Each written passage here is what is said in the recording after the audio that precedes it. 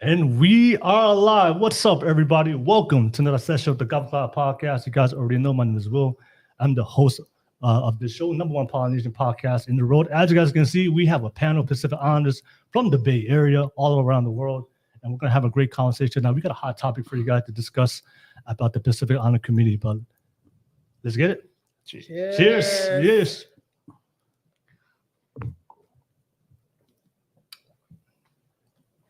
How's that Kava taste? Amazing. Mm-hmm. That water tastes. What are we arguing about? A man is gonna do what a man wants to do. VVS all on your wrist. Make you my wife, you no longer my bitch. Let's get it. My name is Will. I'm the host of this show, the number one Polynesian podcast in the world. Dripping in Versace. All these other hoes trying to copy.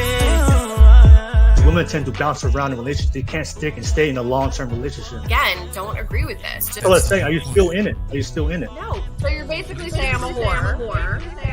This content is not suitable for the children under the age of 18 without adult supervision. Please be advised. So I just wanted to take the time and make this video to apologize to absolutely nobody. Love all the freaky things you do. My love was way overdue. That's when you came out the blue.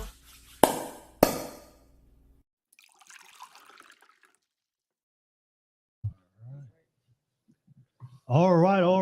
We are back. What's up, everybody? Where's my What's up, everybody? Welcome back to the Kava podcast. As you guys know, my name is Will. I'm the host of this show. We have a great panel of Pacific Islanders tonight. We're gonna have a great topic, as you guys already know the topic we're gonna discuss tonight. We're gonna be exposing the dark truths of the Pacific Islander culture. So, for everybody that's watching this right now, I can see you guys already on the live chat. I appreciate you guys. As the MZ Carol, as always, thank you so much for being on the live chat. Always appreciate your support. I see Rose. Hey, what's up, Rose? Good to see you, Rose. It's been a long time. Whenever you come down, we'll make the podcast happen. And Milagros. Hey, what's up, Milagros? Good to see you as always. I always appreciate your support. So, as always, I appreciate everybody always tuning in. We have a great show planned for you guys. Don't forget, if you want to follow me and reach out to me, I'm always looking for guests to be part of the podcast. So if you're in the Bay Area, I'm gonna host this show every single Friday. So if you're in the Bay Area, you wanna be part of this podcast every single Friday, just reach out to me on my socials, willnacouzi, and you'll be able to set out a date for you to come down, and you guys can be part of the panel. Don't forget to follow me on my locals account if you guys want to support my channel financially. On the locals, I'm gonna have vlogs and also gonna have videos of the podcast behind the scenes, so you guys get to see us and what goes behind the podcast. So if you want to see what's behind the scenes, I'll drop the link below on the description. Follow me on my locals account, community account, and you guys will be able to see behind the scenes. And that'll be only exclusive content, only for locals. So I won't post that publicly on the YouTube channel and the other platforms. That content will only be for my locals account. So, but regardless, that's all my YouTube stuff. I appreciate you guys. Thank you for tuning in. We have a great panel for tonight, and well, you know what? Let's go. Let's get the introduction real quick, and then I'll go right into my monologue right after the intros, and then we'll go right into the topic and get it started. So, hopefully the audio is working. This is my first time. As you guys can see, I have the new studio set up. So I always told you guys, everybody that's been following me, I always try to give you guys the best quality content. So I invested heavily into this podcast. I want to give you guys a better quality content going into 2023. So let me know what you guys think about the studio. I'll definitely create a vlog and video and give you guys a tour of the studio so you guys can see it behind the scenes. Definitely tune in and tap in my locals account. You guys can see that. And I'll post them on YouTube as well. But let me know what you guys think about the video, what you guys think about the studio. I appreciate your feedback. But nevertheless, ladies and gentlemen, toko. Thank you so much for being part of the podcast. Let's just go down real quick, give everybody a quick intro, and then we'll go right into it. So I'll start with this side. Monica, go ahead and give yourself a quick intro for everybody out there. Speaking to the mic, so the people can hear you. Yeah. Monica Bahulu here. Thank you. What do I do? Or speaking. Oh, Yeah. Just, sorry. Yeah, you got speaking to. I don't know if you can hear me, but Like okay. literally, like. Oh, Yeah. okay. There you go. This is Monica Bahulu. I am a health project coordinator for the city of San Francisco, and I'm here to support. Thank you for having me on here. No worries, no worries. All right, Monica, thank you so much. I'll pass it to Betty. What's up, everybody? My name is Betty Green. I also go by Fetty G. I am a traffic reporter for iHeartRadio. I'm also an actress under SAG-AFTRA, and I'm blessed to be here on the platform with everyone. Thank you. All right. Appreciate you, Betty. Let me pass it to Uso. T, go ahead. My name is T. I go by T. I'm from Menlo Park, originally from the islands. Thank you, Will, for having us today. It's going to be pretty great. Let's get toxic. Let's get toxic. All right, no worries. And T, as always, appreciate you on for the panel tonight. And I'll pass it to you, Ness. Go ahead. What is going on, everybody? My name is Ness Finau. I'm not from the Bay Area. I'm from Reno, Nevada. So I'm blessed to be here for Will's first ever live in-person podcast. What do? I am a preservation coach, family preservation coach for our families back home in Reno. And I sit on a board of our nonprofit, FKP Global Services Incorporated, where we focus on giving back to our Polynesian community back home in Reno, Nevada. I'm excited to be here. And yeah, let's get to it. All right, appreciate all the guests. All right, so right before we go into the podcast and we open up the topic, I do have a quick monologue to say real quick. I want to address the Pacific Islander community directly. I know it's been 8 months. It's been 8 months since I did my last podcast. You know, it took me 8 months to kind of build this. So I had a lot of time to self-reflect, especially regarding my podcast and the content I've created. You know, I started this podcast 3 years ago. I kind of thought about how my podcast was perceived the last 3 years, and also what I want to do moving forward since I got the new studio and my vision of what I want to do for this platform. So I just want to start off because I think I started this podcast in 2020, and I remember in around 2021, I had an infamous viral clip, my take on on single moms, and I know overnight I became the Pacific Islander Andrew Tate to be probably the most controversial, most hated Pacific Islander at that time when that viral clip went out. So as a man that lives on the principle of taking 100% accountability, I don't have a problem with all the negative backlash and the hate and the criticism I received. I'm 100% responsible for the choices I make. So, and also I'm a social media content creator. So whenever you talk about your own opinions online and you want to stand up for what you believe in, there's always going to be criticism. So I don't have a problem with that. So what I do want to address directly, especially for the Pacific Islander community, I do know there's a lot of people out there that probably have a misperception of what this podcast is all about and who I am as a person. So I think that's what I haven't done yet on this platform. It's kind of address the purpose and my intentions for this podcast. So in 2020, 3 years ago, when I started this podcast, what started me to go down this journey was, you know, I was looking around within our Pacific Islander culture, and I saw there was a lot of issues within our community. Okay, I'm a very rational person, so the way I saw it was, you know, for me, I'm a Tongan immigrant. I grew up in Tonga, came out here, so I'm here trying to live the American dream. So I'm trying to make things happen. So for me, I saw there was a lot of issues within our community, right? And for me, I just didn't understand that, especially if you're a Pacific Islander and you live in the West, right? If you live in the West, I just didn't understand that as Pacific Islanders living in America, we have the education, we have the science, we have the technology, we have the resources, we have the talent, we have the potential, we have the ability, right? I just didn't understand that why can't we as a people come together and fix a lot of the issues that I see every single day, right? So that was kind of the purpose of how this originally started. So, and when I thought about that, I think what I came to, the conclusion that I came to was, I think the biggest reason why a lot of the issues that we see in the community never changes and never gets brought up, I think a lot of it came to because we're afraid to talk about it, We're afraid to have an open conversation about the very issues that plague our community, like mental health, like depression, suicide, obesity, poverty, sexual molestation within the families, all these things that we know that's happening within our family, depending on where you're from. I constantly see these things within our community and family, but I just didn't understand that that we have all the resources and intelligence and education and the things here in America to fix the issues. So that's what allowed me to start this podcast. And one of the greatest quotes I always think about is the only constant in life is change, right? And the hard truth is, for a lot of Pacific Islanders out there, that all these issues, if we want to fix it, if we want to change it, the reality is like things have to change, right? Things have to change within our community. And if we want things to change, that means that we have to change how we do things. And if we're going to change how we do things, then we have to change how we think, right? And the problem is, if we're going to change how we think, then we have to have a conversation to be openly express our ideas or what we need to do to find the solutions so we can move forward. Because if you think about it, throughout all of history, right, all the great inventions, all the great accomplishments of our history all started with a new and different idea, right?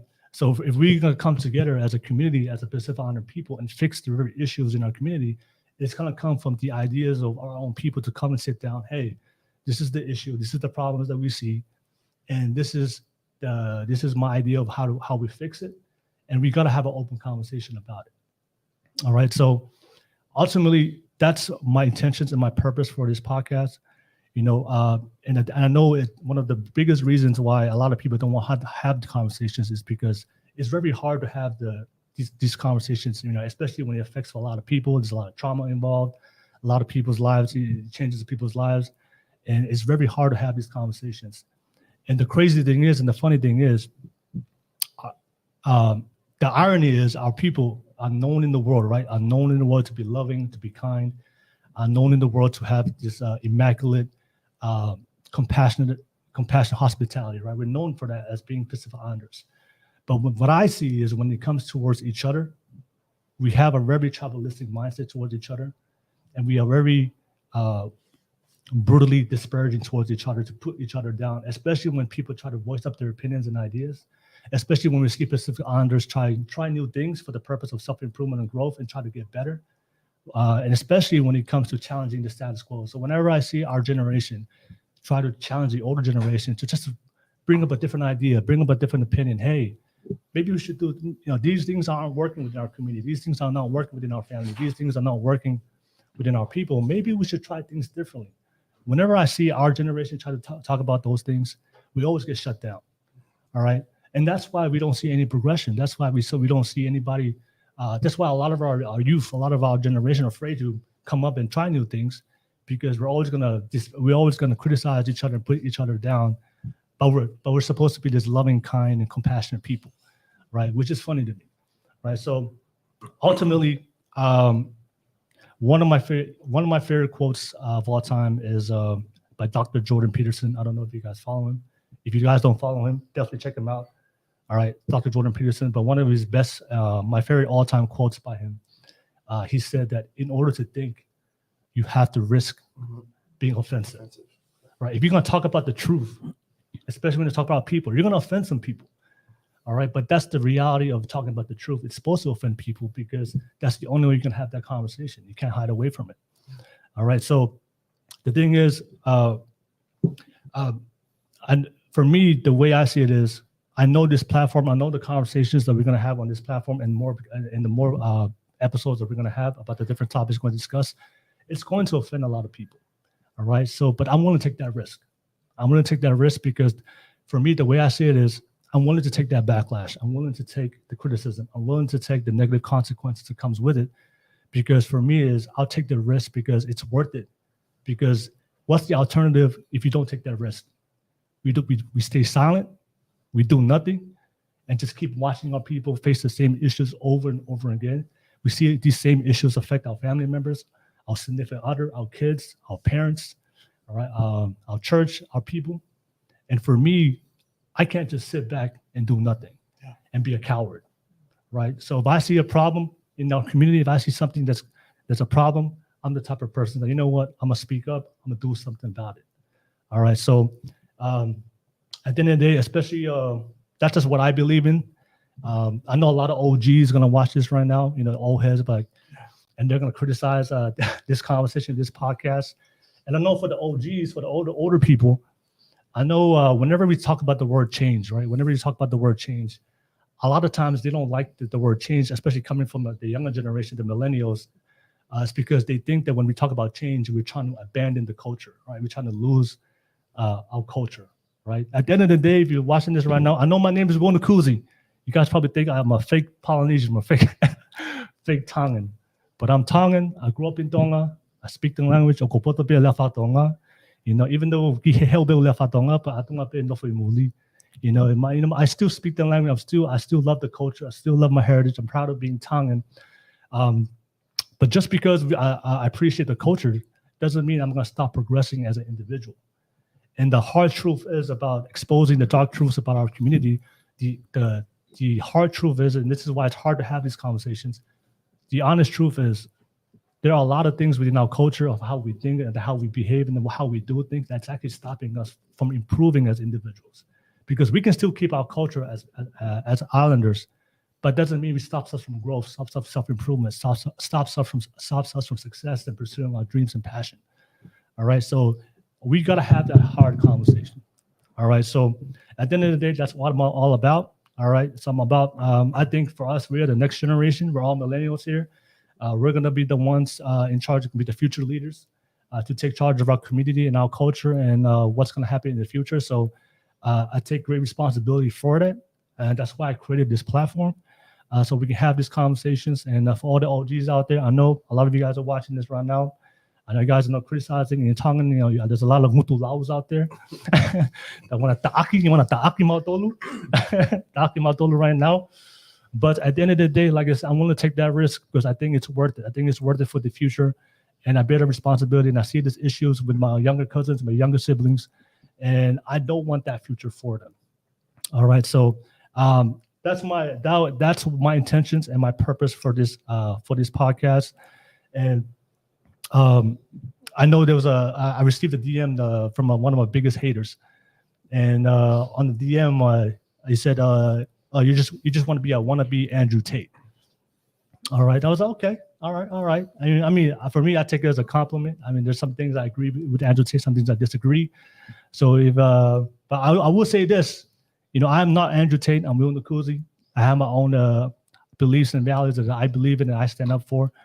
But the one thing we do have in common with Andrew Tate, Andrew Tate, you call him Top G. Yeah, you call me Top T, Top Toko.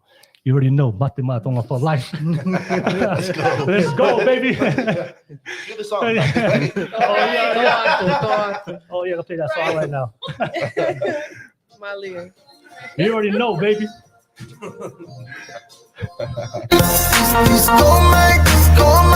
So, but yeah, call me Top T. Yeah. But anyways, I just wanted to say that. I just want to address everybody that's watching this right now. I never had the chance to respond and to kind of express my intention and why I'm doing this, right? So at the end of the day, you're all, like I said, you have your own opinion, but I just want to know that there's a lot of people like me out there, a lot of millennials, a lot of our generation that's lost and looking for solutions, that they have a voice, they want to talk about certain things, they want to find solutions to fix their life. Because I promise you, if we don't do anything, if we don't fix the issues within our community, the way I see it is that path only leads to misery, suffering, and chaos. All right. So if you're a Pacific Islander watching this right now, and you're tired of the misery, you're tired of the suffering, you're tired of the chaos, and you truly desire change for your life, and you're willing to take that risk, you're willing to have the courage to speak up and do something about it, then I encourage you to join me on this podcast journey. All right. I promise you, it's not going to be hard. This is going to be a difficult journey doing this. This is going to be the first platform for Pacific Islanders where we're going to have real, open, unfiltered conversations. We're not going to hold back. Everybody's here can express their opinions. We can agree to disagree. We can talk about it. We can debate. But I wanted to be the first one to do it because I care about our future generation and where our Pacific Islander community is heading. All right. So if you're about that, you want to join me on this journey, let's do it. Let's have it. I know there's going to be a lot of haters and doubters that's going to try and stop us from doing this. But at the end of the day, I know if we do this together, there's an old adage. It says, African proverb, if you want to go fast, go alone. If you want to go far, go with the team. So I got my team right here. We're going to do this together. I know you guys are watching this right now. I promise you, if we come together and do this together, we're going to find some solutions to fix it and create a better future for our community. So end of the day, that's it. That's enough. That's enough about me. Let me just. All right, that's enough. I've been on the mic for 8 months, so that kind of made up for the last 8 months. But let me turn it over for you guys. But let me let me just go to the super chat, the chats real quick. BL17, smash the like button. Yes, please. Smash the like button if you love the content. I see 15 people watching right now. Hey, I appreciate all 15 of you guys watching this right now. Smash the like button. And Milagro said that we can hear you a little well. It's just a little dark. Okay, I'm probably going to turn up the light a little bit, so that way we can probably see everybody a lot better. Yeah, give me your feedback. The video quality, the audio quality. Let me know what you guys think, and I'll definitely fix it for you guys. I appreciate you guys doing that for me. And I see sideways. Sideways, the image is dark. Okay, all right, I'll fix that. I got you. All right, appreciate it. But so let me turn over to our guests. Guests, thank you so much. Anything you guys want to add on to my monologue? Go do it. You can add it on. You guys can add on to what I just said. But let's open up the conversation right now. You guys know the title, the topic for tonight is exposing the dark truths about the Pacific Islander community. So Monica, I'm going to pass it to you. What's your thoughts on the topic? What are the dark truths that you see about our Pacific Islander community? And then we'll open up the conversation with that. Go ahead, Monica. Okay. I would like to ask about positionality, right? What is positionality? What is our position here in the United States as Pacific Islanders? Not only Pacific Islanders, but South Pacific Islanders, meaning Tongan, Samoan, Fijian, Islanders, right? Have I left anybody out? If I have, Hawaiian, like what is our positionality and oppression, right? So are we in a state of being oppressed and not knowing? I would like to say that as a Pacific Islander, South Pacific Islander woman, I can honestly say that I have been in a state where I believe that I wasn't oppressed for a long time because, our, older generation, our families, it's all about God. It's all about believing your life is valuable because it's your life. But the truth is a valuable life is a good life, right? Mm-hmm. And so why is it that we don't question that? It's the questions. We don't question things when they happen to us. We just know they happen to us. And it's based on the fact that we are people that believe in, we're fatalistic people. So we believe that when we die, it's meant, we are meant to die at that time, that day, that month, right? But the truth is,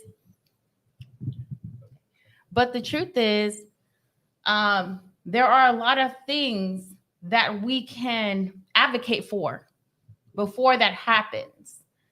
And so I'd like to start the conversation with questioning what is our positionality in the United States, in the US, and how do we see ourselves and oppression? Are we oppressed or are we not oppressed?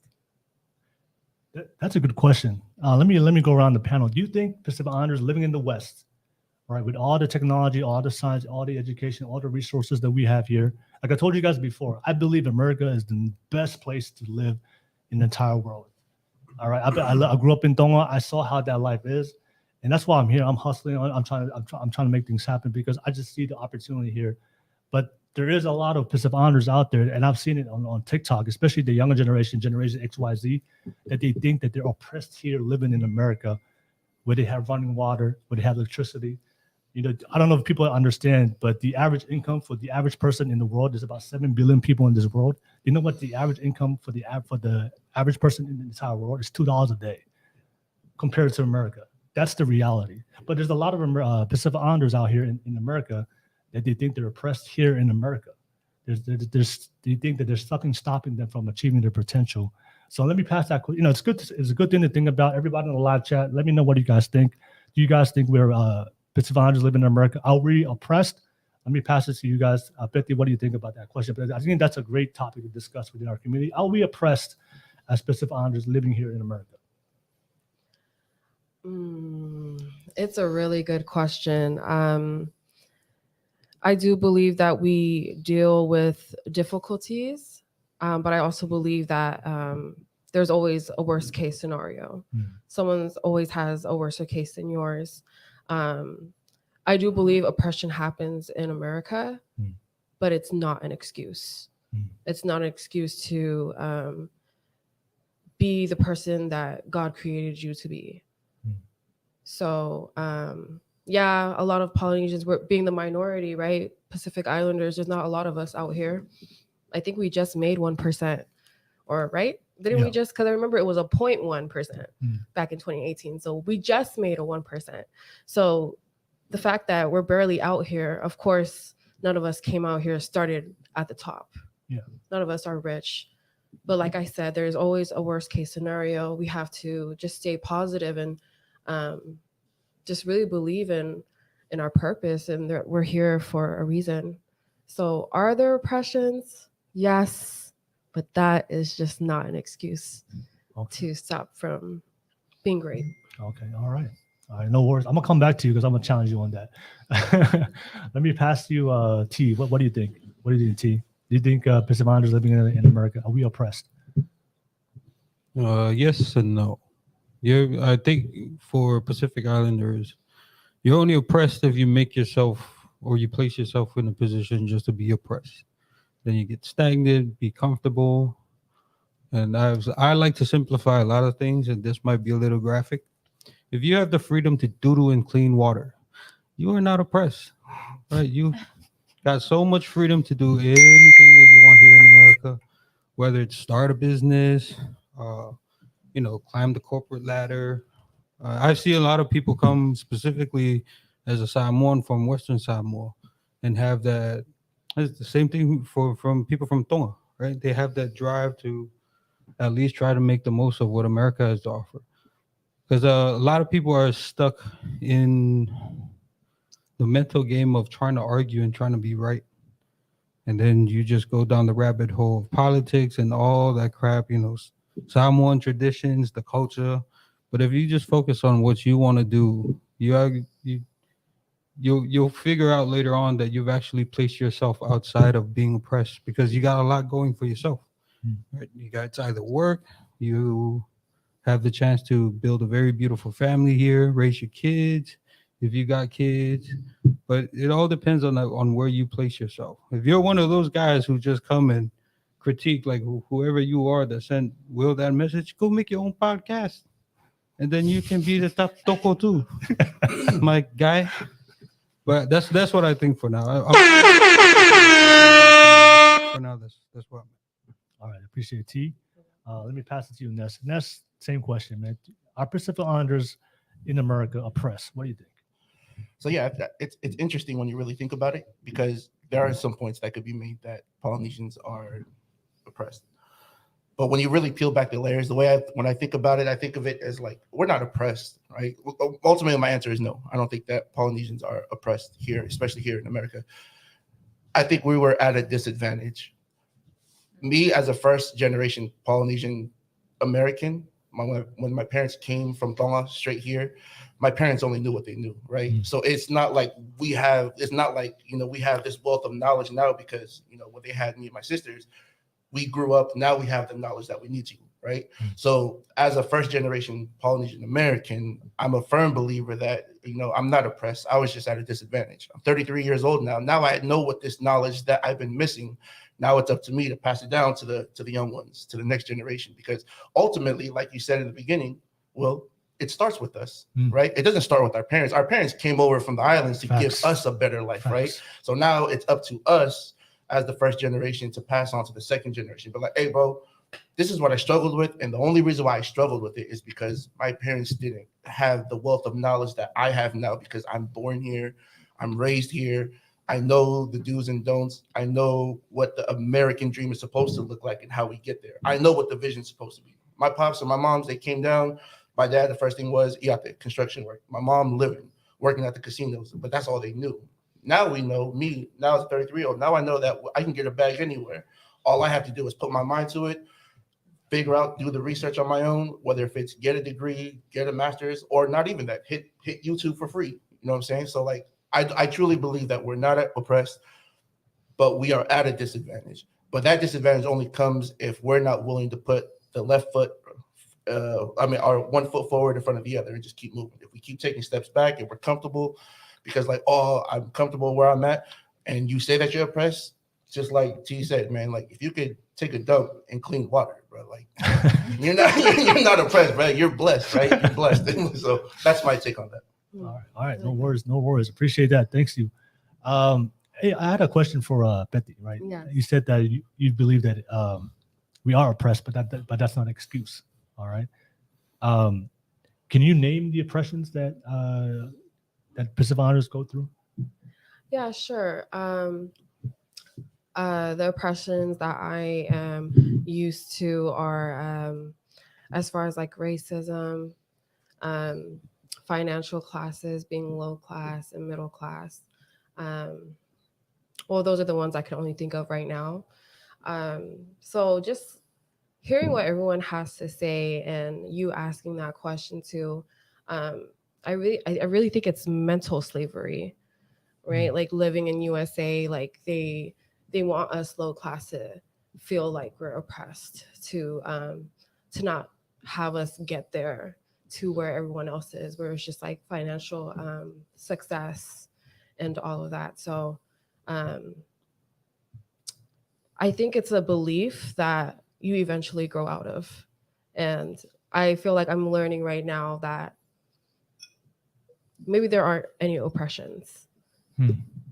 Yeah, but those are the oppressions that I believe that we faced, which is like racism and financial status. Okay. And you guys can jump in any single time, but I kind of want to focus on, well, let's put the racism to a side because that's a whole conversation, but the financial status, right? Can you kind of expand on that? Because you think that there's a oppression when it comes to the financial status, like the middle class, the poverty, and the rich. Is that what you're saying? Like, how are the poor people getting oppressed? Because like I said, we live in America, right, where anybody can rise up to the top. We live in a capitalistic economy, right? Anybody could become successful. And I'm sure you guys have people you look up to. People, I think there's a statistic out there that said like 60-70% of millionaires, I believe, are self-made, started from the bottom. Right? So, there's only a handful of families that pass on the general wealth, but majority of the people who make money and become successful, most of them started from nothing. So I've heard this conversation before, but I just want to challenge that ideology. I think in America, I can't speak for other countries. There's probably a lot of systems in place that, China, that's different, communism, right? But here in a capitalistic society, we can control our where we end up in the financial system. If you want to be poor, you want to be middle class, you want to be above middle class, upper middle class, or if you want to be part of that 1%, which is something I'm trying to do. It's possible. It's just a matter of getting the knowledge, the skills necessary, and actually just putting in the work. But I want to focus on that, and that's when I ask you, like, how, like when you say there's oppression, there's oppression in different financial classes and system.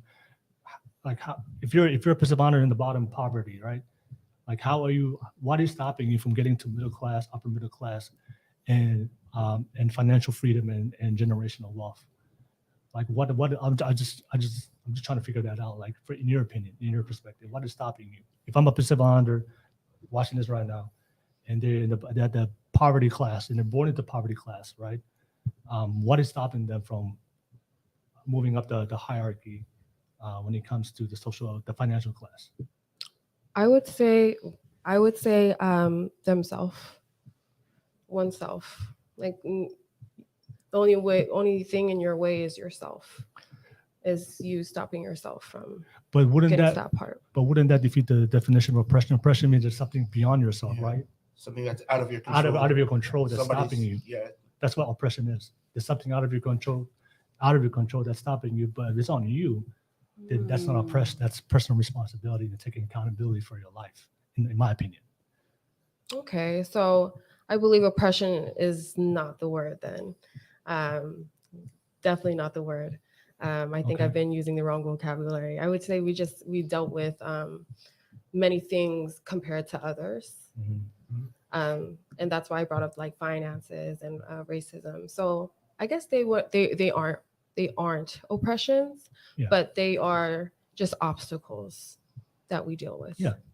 Yeah, and that's normal, right? I think that's normal. I think every culture and every ethnicity has to deal with obstacles. Mhm.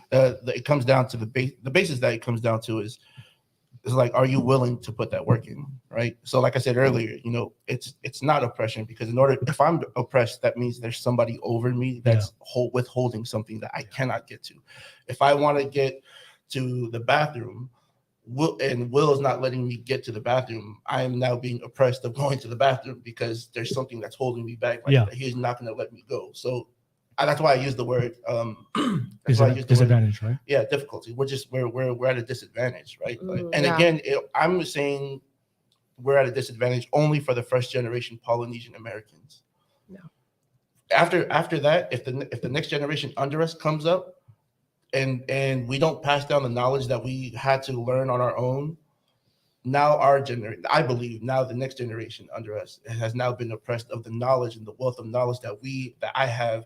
And I don't have any kids yet, but God willingly, the good guy upstairs blesses me with the opportunity to, right? But if I don't pass on the knowledge to my kids, my future kids that I have, that I had to learn on my own, I would feel some sort of responsibility. Not only am I a bad parent, but to an extent, I would feel like I'm oppressing my kids of an opportunity of wealth of knowledge that instead of them having to grind out and get it for themselves like I had to, I have it. Why not just pass it down? So it's a valid point. I understand where you were trying to go to. Yeah. But definitely, for me at least, oppression, disadvantage for sure. As far as when I'm speaking on behalf of first generation poly Americans. I think I have a better understanding of oppression. Yeah. now Okay. that we All right. All right. No worries. Yep. Go ahead, Monica. I did want to say something. The materials economy system. Do we know what that is? No. Okay. Question for everybody here. Do we all know where our garbage goes? The ground. Waste management comes fix it Like, everybody. These are real questions. It's landfill, right? Or, Right. I'm guessing. Yeah, right. So yes, there's landfill, there's water systems, there's all this stuff. So essentially, there is a systematic way of how we get rid of our garbage, right? And the materials economy system, like, it's so crazy, because when I first learned about it, I was like, what the hell is that? I'm like, okay, I throw it in the garbage, it's gone, right? That is the systematic way that Americans live. We don't question it. But the truth is, it has a lot to do with everything. So, we continue on this life cycle, right? Where we go to work, we buy things we don't need, and we throw it away. And we don't know actually where it goes to. And everybody's like, oh, I'm pretty sure a lot of people are like, environmental stuff, it does and it doesn't, right? Because what it does is it hypes everything up, right? So a lot of the things that we continuously buy, that we obviously see on media, right? We buy it because we think we need it, when really we don't need it. And at the end of the day, it's because we saw it and we thought we did, right? And so essentially, when you buy things, you feel you're not oppressed, right? Because you were able to buy that. You were able to purchase that, I don't know, $65 shoes or maybe 120, Jordans, right? But the truth is one day it goes into the garbage, right? And for most people, it does. We don't really recycle things or give it away, right? And it just compiles.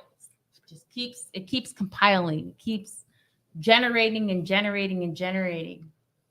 And now, what does that do? It fluctuates. It heightens product. It heightens the expenses of the products that we are buying. So now the shoes that you wanted to purchase for $125, Jordans, right, goes to about $185, right?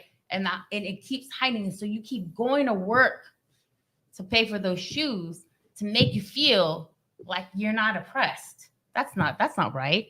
Of course not. In comparison to that country, the truth is the country you're comparing yourself to is a country that's making the product, is continuously making it, because we're continuously trashing their place, right? Their country. We are continuously with all of our garbage that we're accumulating. And I'll be honest right now, when I say that the United States has we make so much trash. We only make up really worldwide, globally, 5%, but we make up 30% of the trash. The highest country is China. Oh, you're talking about America? I thought you were talking about probably the lady. No. We're talking about America. Oh, my fault, No. We're talking about America. But America, we're in that. Yeah. We're in that. So we are so small as to think that we're so small. And I think it's so beautiful that we think that we're in control. I think it's beautiful because I know that we're people of faith. And that's what makes us so great, right? But the truth is when you really look from the outside and you look at numbers, we have to question a bit. I'm not saying that we are, because I don't know the truth. The truth is I don't know shit. At this point, I don't. I know that I don't know anything, but I know that I like to search and I like to research to know things. Because if I don't research to know things, then I don't know anything. And now I'm sitting here talking about things I don't know. But I'm also talking from my heart, which as Polynesians, we talk from our heart. That's what we know. We're observers. But the truth is we have been oppressed so much, right? I hate saying this because I know I'm going to get it. But really, Christianity, we are a part of a people that were colonized. And that's something we do not want to accept. We don't want to accept that we are a colonized people, because that is a downfall. And because of that, we don't understand that a lot of the times our thinking is really individualized. We believe, and I believe that too. There's times I have to fight myself. The truth is like, as an island that was colonized at one point, there's a lot of things I don't know, and I do know, and I don't know. But there's a lot of things I just don't know, right?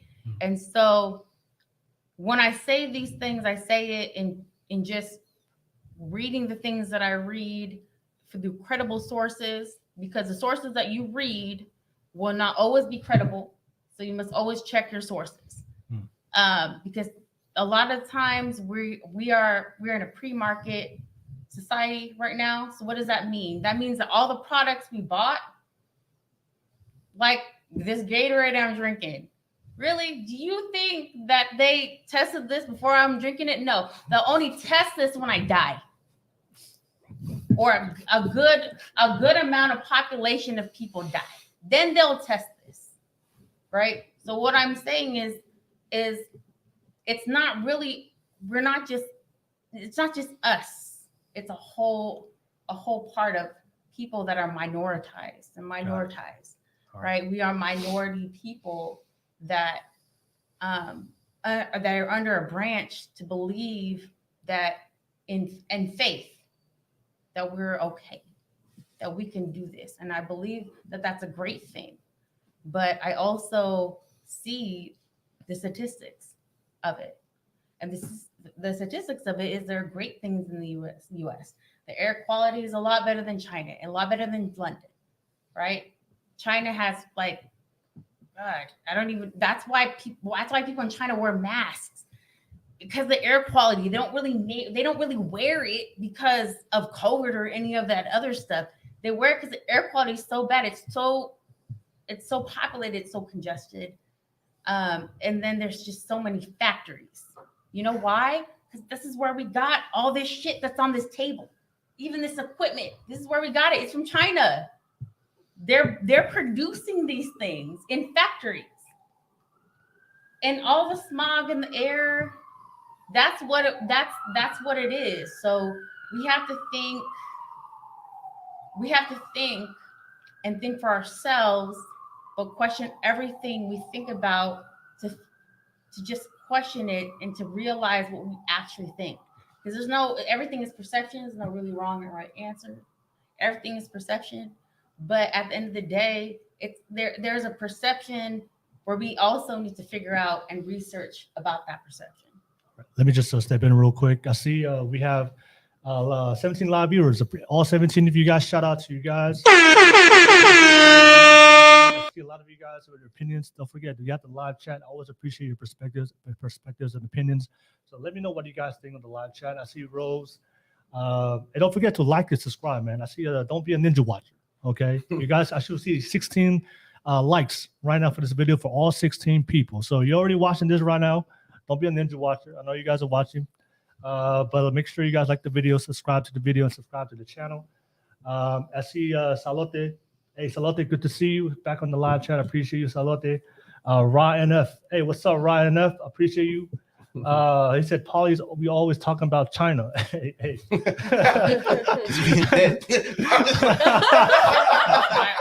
God damn. Oh, man. That's real. We got That's one right? topic. Yeah. They're going to the hot topic. Fill this cup up. Right. All right. No, I see C Star 775. I love Chinese food. Hey, what's up, C Star? Yeah, I love Chinese food too. And Sideways, I love white Jesus. Oh, here we go with blaming Christianity. Hey, appreciate you on the live chat. Appreciate you guys. And I see you also, Rose. Always appreciate you Rose, on the live chat. Rose, I think almost every culture has been colonized. Yeah, thank you, Rose. Appreciate you guys. And Rose said too much Kava. And I see Team Peterson. Team Peterson, you're not alone in your beliefs. Team Peterson, you're not alone in your beliefs of oppression. It's just disadvantages and choices. You have to be better, do better, and get better results. Our choices make who we are at the end. Amen. Amen to you. Facts. Personal responsibility, accountability for your life. That's what I believe in.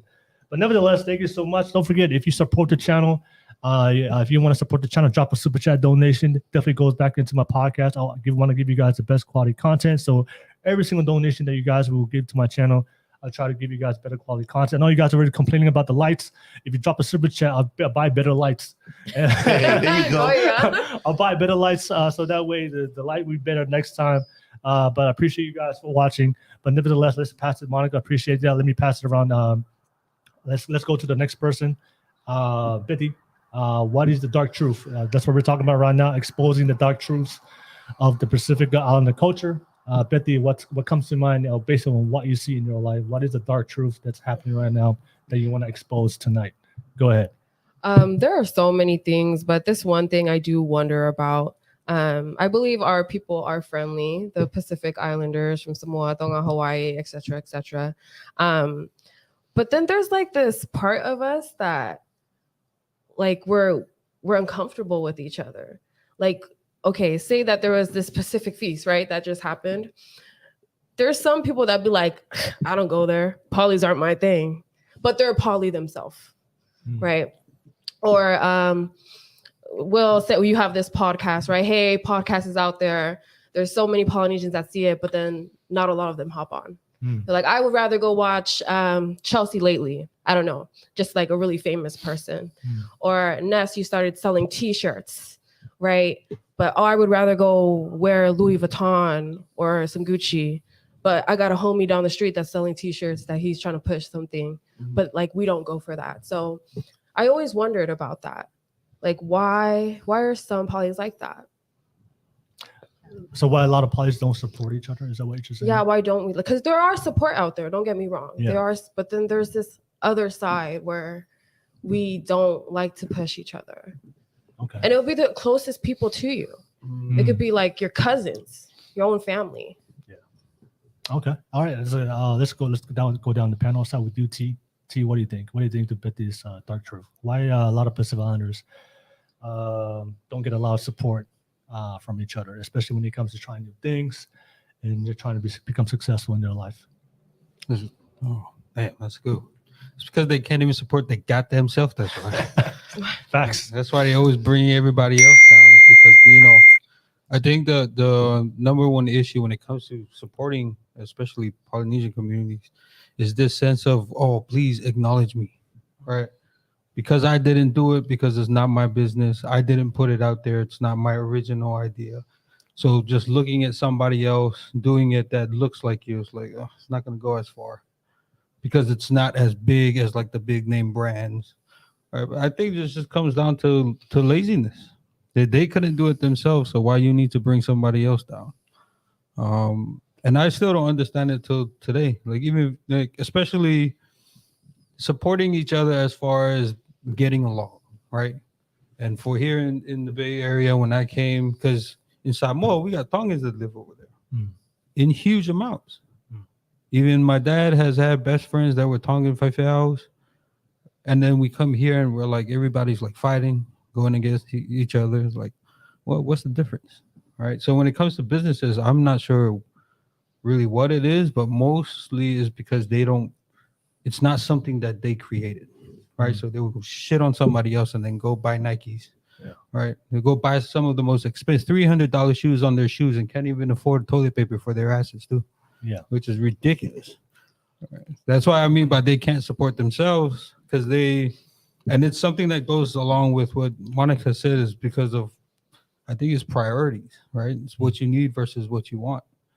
Right? If you want to grow, if that's one of your missions, you want to grow your Polynesian community, support the other person, right? It's what we need so we can have a louder voice in whatever that we want to do, what we want to push, whether it's Pacifica Fest, Reggae Fest here in Cali, whatever it is. If you have that much people just backing it, right? Rather than having like a protest with no plan, then you just go back home after the protest. But if you come, you put all your heads together, just support each other. And I think this is because they don't love themselves as much too. Go work on yourself, people. That's what I think. All right, no worries. All right, thank you, T. Pass it to you, Ness. What do you think? Why we don't get that support from each other?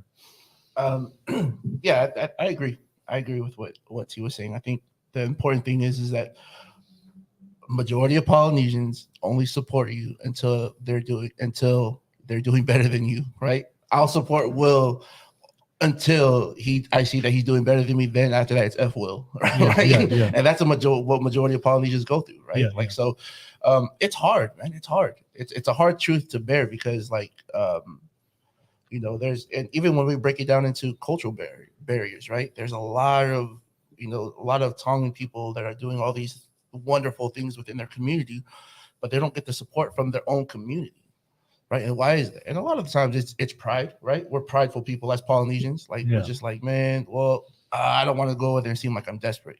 Support, man. You want me to pay $50 for a sweater or for a shirt, but I can go, to the Nike store and get $50 because it's a Nike sweater, right? So then people start putting into perspectives as like, well, is it really worth $50? It's like, bro, you could spend $50 easily at a Nike store. Why can't you keep the money? If we keep the money circulating within the poly community, man, look how much we could thrive.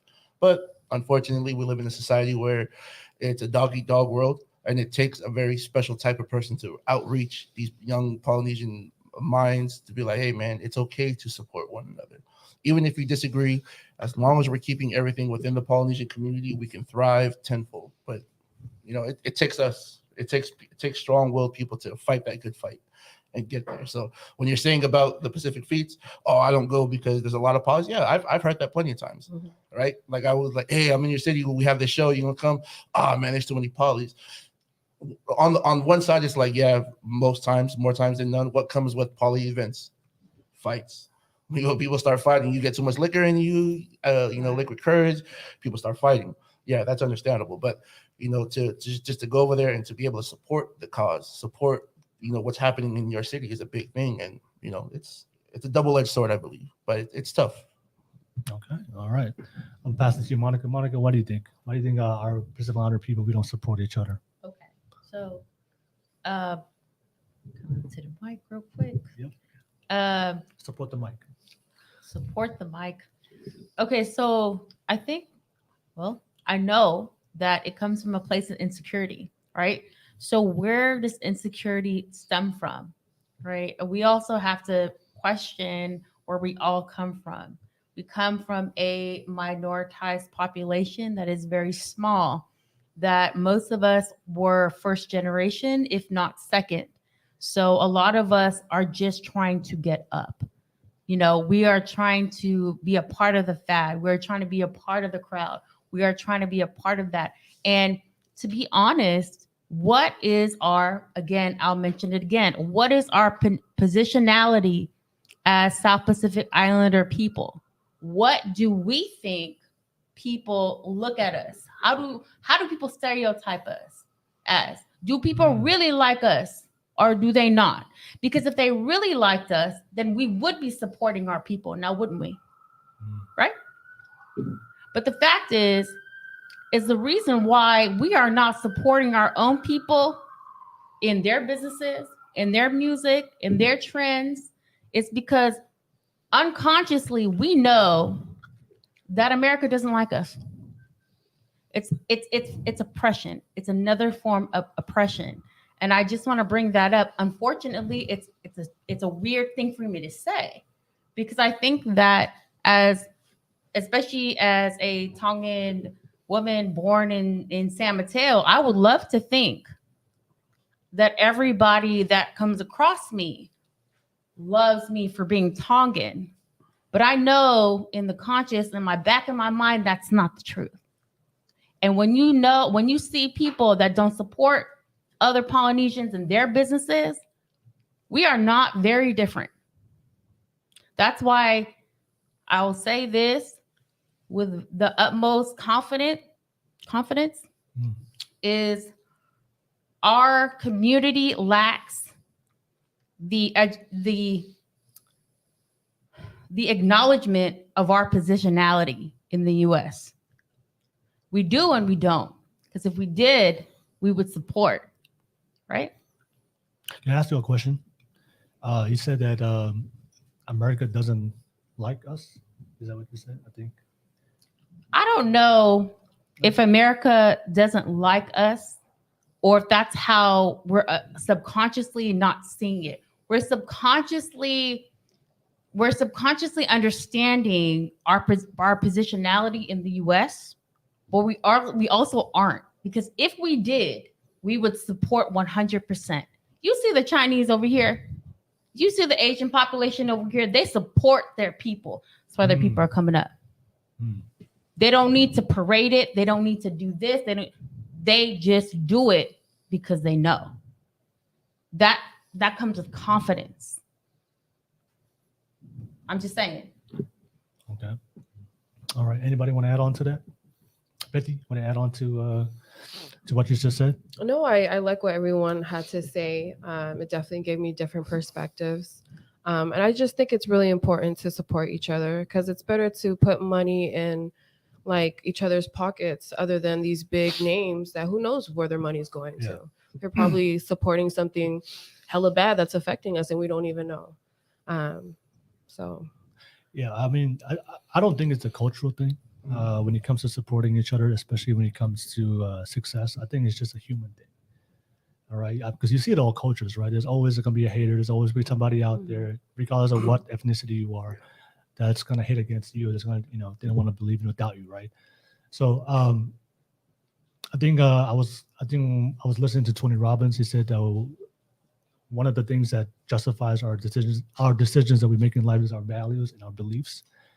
And unfortunately, if you people who don't support you or they may doubt you, is that they may have limiting beliefs and values about themselves that they can't do it.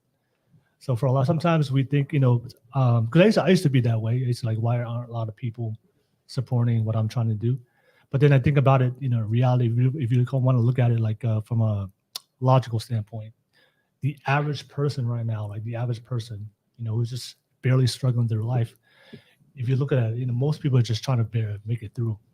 They're just trying to make it through with their own life. And so it's really hard for them to see that that somebody else like yourself is going to make it or become successful, because people are successful. They have dreams, they have visions. They have a vision for their life of where they're going. And unfortunately, for the average person, they don't really have a dream, or maybe they've given up on their dream.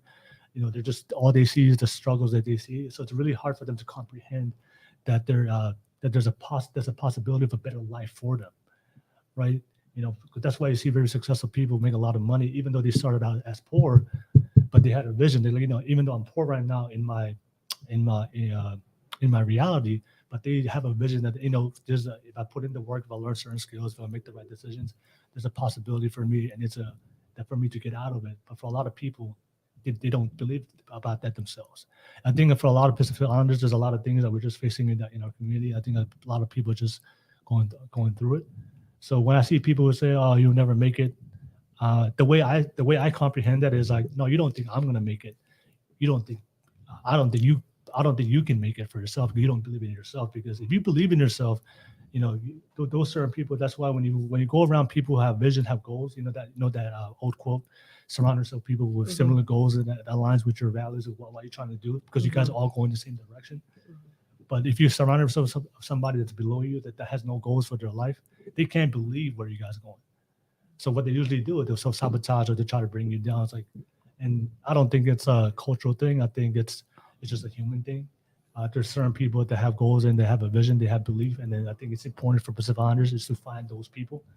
But a lot of times, if our social circle, we kind of surround ourselves with certain family members, our parents, and most of them, they probably won't believe, or especially if you're trying something new that's never been done in your family. If you're trying to go into a different industry, most people in your social circle are probably gonna tell you, nah, you can never do it until somebody does it, right? Yeah. Like Dinah Jane, who's that guy in American Idol, who just Dongy, right? I promise you, before he won the American Idol, if you would have taken a poll to Pacific Islanders and asked him, is it possible for Pacific Islanders to win American Idol before Dongy? What do you think that poll would turn out? It would have been overwhelming. Yeah, overwhelming. They would have said things about his outlook. Yep. Yeah. Oh, absolutely. he's fat. All this other shit. Exactly. I think it'll be balance, right? Because now everybody's so woke, everybody tired at the same time because they're so woke. True. So they're gonna put out like, oh, he's exotic, he's a bit different, right? Go that route. But yeah, I think everybody's gonna lean towards like it's not the typical superstar, face, but then again, it always changes too. I see a lot of people that tap into their wokeness so much, I just go sleep. I just don't want to hear it. Yeah. Well, go ahead, Monica. Okay, so I actually have an outlook on that. So speaking about positionality, right? Being Tongan Samoan, what do you think people categorize you as? And you bring up that topic about Tongi and stuff, and like I have this idea about Tongi and how actually the U.S. accepted him more because of his physical outlook. Oh, so let me clarify this. You think that he only won because he was fat? No, I think he won. Of course not. Of course not. No, No, not only one, but do you think that heavily influenced him into winning? That gave him an advantage to winning, because he said, I don't know if you guys are on social media about the wokeness, right? Yeah. Right. The victim mentality is a currency right now. Yeah. If you go online and you complain about your life, so many people give you attention and validation. So people understand this is the currency, and people will sympathize for you, especially the people that have the same struggle as you, to use that as a way to justify, I'm not doing anything to change about it. You know what? You're fat, I'm fat. It's okay. All right. So, so do you think that that kind of ideology, especially like, you know, I am Dongi, he's kind of overweight. So we live in a very cultural, very woke society right now. So there's a lot of people out there that, you know what, if I would, I'll give you a perfect example. If I saw this online on social media, if I bring up the post, I'll post it on the link. A girl that was fit, right? A girl that was, she was in shape.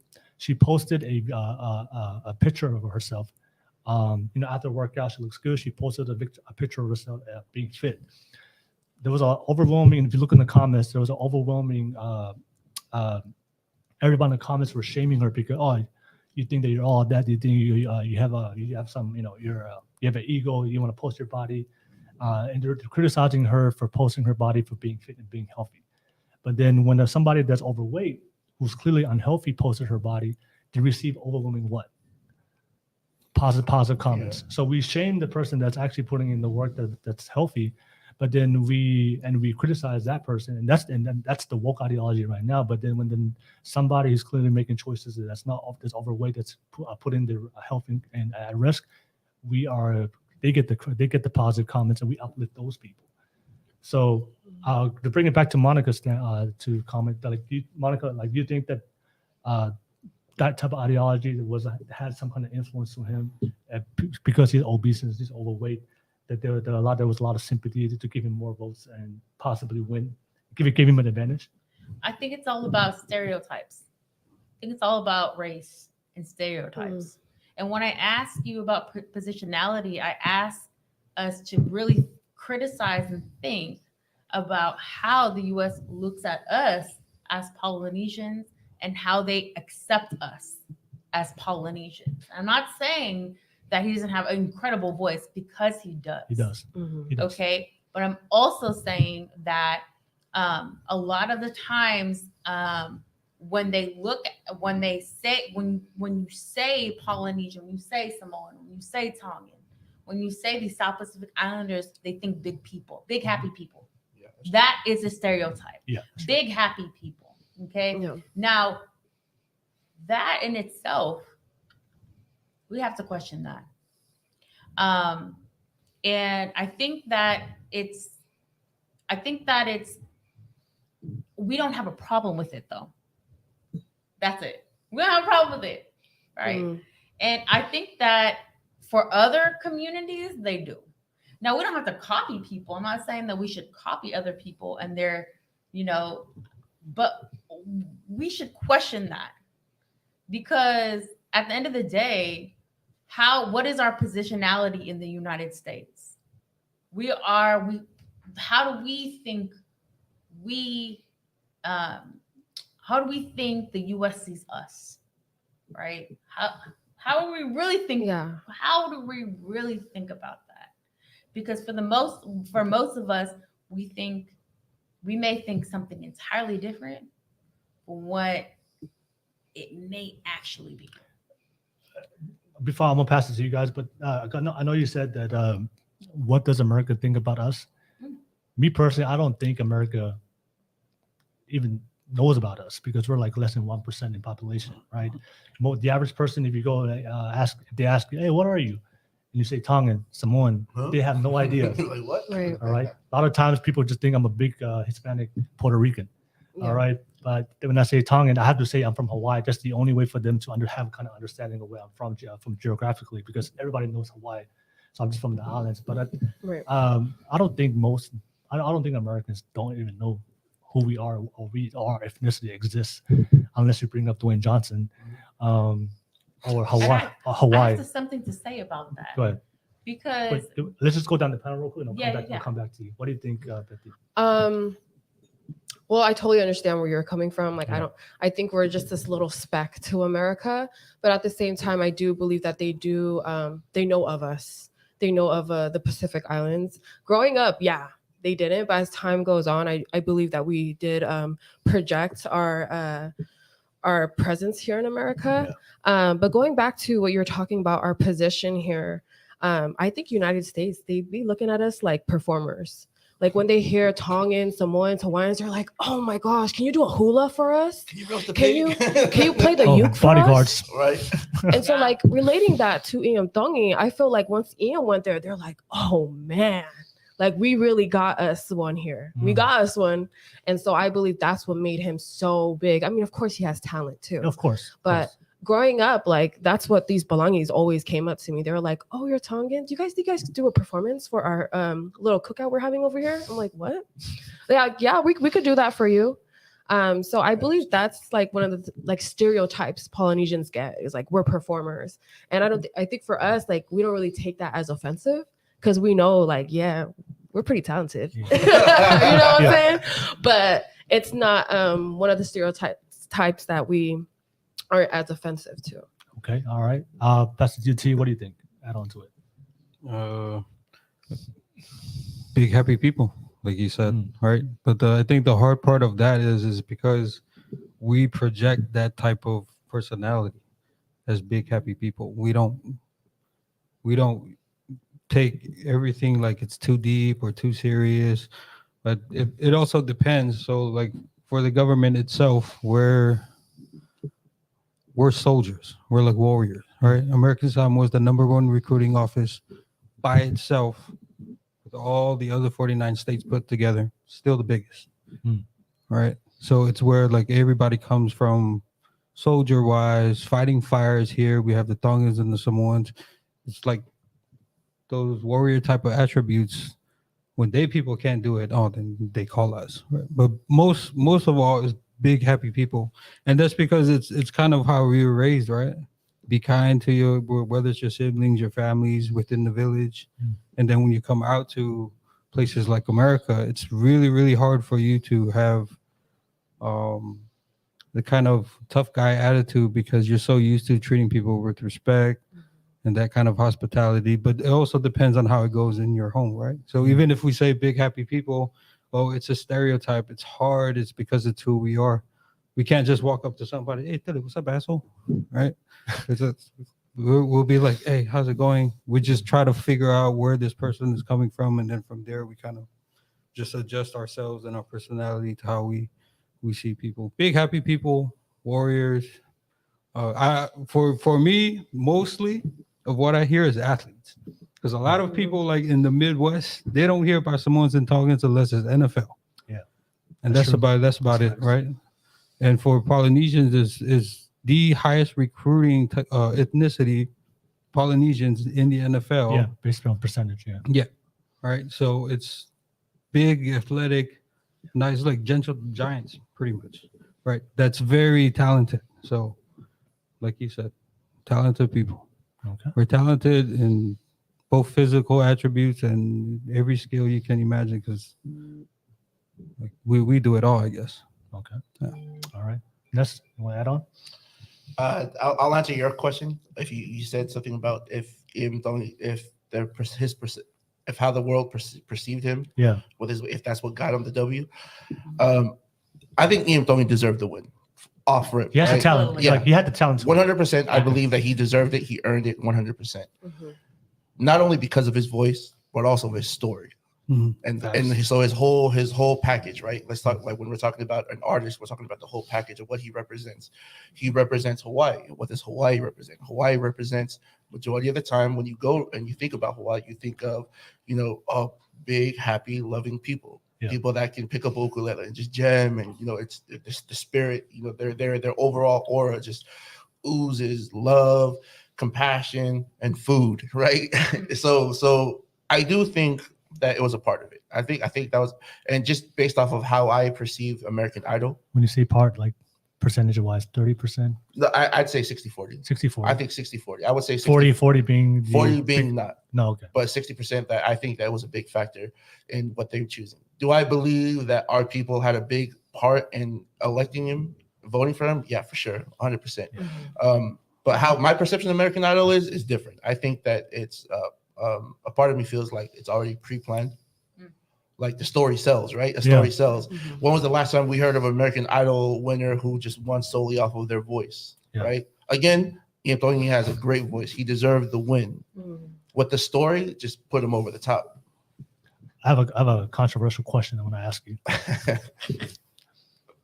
If Ian Dongi was in peak shape, do you think he would have won? With his story, yeah. With the story? With his story. With Yeah. the story. Rest in peace to his pops. With the story with his pops passing away during the time of his auditioning, absolutely. Okay. I still think that. Okay. But with the weight, everything, again, like I said, it attributes to the story, right? So yeah, I think even if he was in tip-top shape, him being 18 years old, about to graduate high school, with the story that, you know, priced it, man, once I heard priced out of paradise, I was like, oh, yep, that's a tagline. That's gonna come out on the shirt, right? Because yeah, like, and now you have like millions of Americans, especially the top 5%ers of the world, like, dang, top, you know, priced out of paradise. Like, is that what we do? Now I feel like I need to change the way I spend my money now, you know? Yeah. I'm kicking people out of their own home, you know, the place. So, you know, yeah, the story definitely helped for sure. right. How America perceives Polynesians. I always grew up on understanding, especially in the city of Reno, that Polynesians were either ball players or gangbangers. Whatever, and this falls true in LA, this falls true in Sacramento, probably in the Bay Area.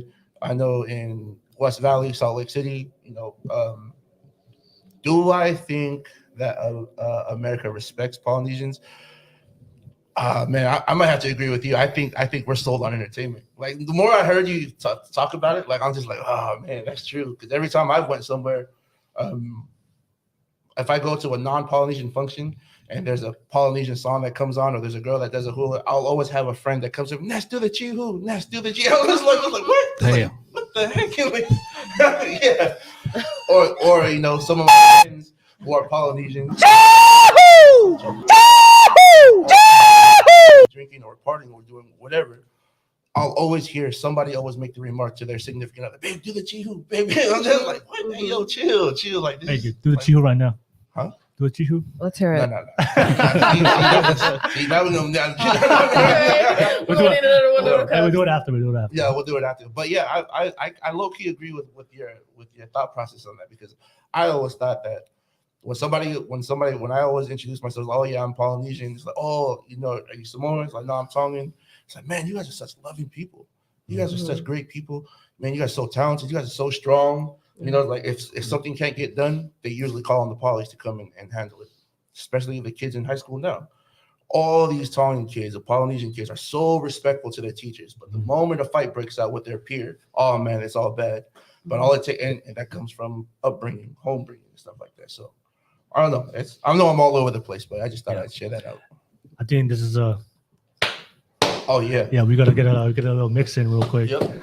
All right, before we move on to the next dark truth topic. So as you guys are filling your cups, and I'm going to drink whatever is left in here, I'm gonna read some comments real quick, everybody. Everybody that's watching this right now, there's 27 people right now in the live chat. Thank you so much for everybody out there. I still see one heart, one like. There's 27 of y'all. That one person who pressed that like button, I appreciate you. Shout out to you. I'm gonna give you a shout out. To see 25 more likes. Show some support. If you support the conversation, support the panel, please. Show some support for the algorithm and press that like button. Thank you very much. I see some of you guys right now in the live chat. Oh, what's up, Balafessa? Hey, what's up, Balafessa? How you let's doing? go. Hey, Balafessa, Hey. good to see you, man. Good to see you on the live chat. Long time no see. I see Fatty. Hey, what's up, Fatty? Hey, good to see you, Fatty, on the live chat. I appreciate you guys. All right, and I see S.D with the angry emoji, huff and puff emoji. Hey, shout out S&D. Thank you so much. Love C, hey there, just showing some love for Team Fatty sent me here. Hey, thank you so much, Fatty, for bringing your supporters to my to the pod. Appreciate you guys. All right, everybody on the live chat, thank you so much. How do I move this up? I don't want to. I can't move it up. Can I move it up? It's okay to share too on you guys' social media. Nevertheless, DGBG in full effect. Thank you so much. I appreciate you guys. But nevertheless, don't forget, if you love the content, don't forget to like and subscribe. Let me just drink my drink real quick. Oh, it's actually not bad. It's actually some good kava. Am I the only one drinking, or did you guys drink? No, we drink. Okay, cool. And I see OMA. OMA, I don't know who that is, but OMA, thank you so much. Whatever that emoji is. But nevertheless, I appreciate you guys. Let me pass on to the next person. Thank you, Betty, for your dark truth. Don't forget the topic if you're just watching this live right now. Can we cheers? Oh, The topic we're discussing is the dark truths. We're just exposing the dark truths within our Pacific Cheers. Islander. Cheers. Cheers. We're just exposing the dark truths of what's going on in the Pacific Islander culture, things that we see that exist, issues that exist in the community, but people are afraid to talk about. But we're just bringing it to light, having this hard conversation that most people are having behind closed doors. At the end of the day, we're just having a conversation to figure out a solution so we can move forward. All right, let me pass it to you. And of course, to all my subscribers out there, people in the live chat, if you're Pacific Islander right now, let me know what are the dark truths that you guys see, on in the community and in your family, in your cohorts and social circle. I would love to hear your opinions on the live chat. Let me know what you guys think. And SND said, "Oh, new subscriber! I gotta give you a shout out." New subscriber. All right, SND, new subscriber. Thank you so much. Shout out to you. I always appreciate you for being on, for subscribing to the channel. But yeah, let me know what the dark truths are. I would love to see what your opinions are, what your topics. We may discuss the things that you guys post in the live chat. And don't forget, if you want to support me financially, drop a super chat donation. Every single donation goes back to the podcast to invest into it, so I can give you guys better quality content for you guys. You guys never know I'm putting in that work for you guys. But let me pass it to you, T. T, what's your dark truth that you want to bring up and expose it tonight on our conversation? What's the dark truth? Oh, okay. Cultural like traditions and stuff that we do at like family functions is so unnecessary. And it's so overrated to the point where we're trying to hype this shit up so much. We don't need it. Ooh, right? Okay. We really don't. That's You tough. can keep all your That's tough. My heart. Oh. No, I'm not saying that you can't do it, but all that stuff with all the fine mats and all the tongas, but I can't speak too much on the Tongan culture and traditions because I'm not as familiar. It's similar. But for Samoans, waste of time. All that can of food and that money, 10 grand for a funeral, get the out of here, man. Get a life insurance. Go do something so you can be able to take care of your loved ones. But all this funeral junk that we have afterwards that the family has to struggle for like funerals for what? Then we have to make envelopes for all the 5 hours. I'm not saying that we don't have to do that, right? Because part of the culture, the like all the ministers and the priests, it's like above the president at that point for some of the cultures, right? But if they're doing their work as far as minister goes, doing the service, burials, and all that, maybe give him like some gas money or some ice cream money. That's cool. But all that other stuff afterwards, why can't your family go make food at home and then go talk, comfort the family, shoot the shit, and then just talk story about how their life was and all that other stuff. I'm gonna say this in Samoan too. Ko whalaulawe uma ia whai me wha Samoa. Ia konga me wha penga. Mai mau keimi. We're in America. We don't have dollar trees where we can go borrow dollars from the ground, and because I see some of my loved ones, they struggle when it comes to like portioning out money when you have to put it together, right? And then some people it's like, oh, you have no love.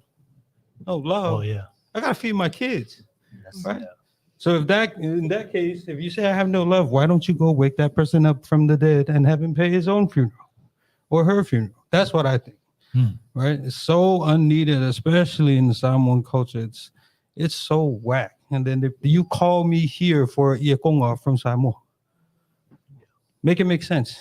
You feel the thing over there and you call me here, right? I think it's unnecessary. I think we should stop doing that bull crap. Have the service, have the burial. Go comfort the family. Sit with them for like 2-3 days at their house. Just chill with them. See, because I see that it's like a booming business for us right now. Yeah. There's the funerals everywhere. We come up like 10 to 15 grand for all this. For what? For what? All you Samoans watching, for what? All right.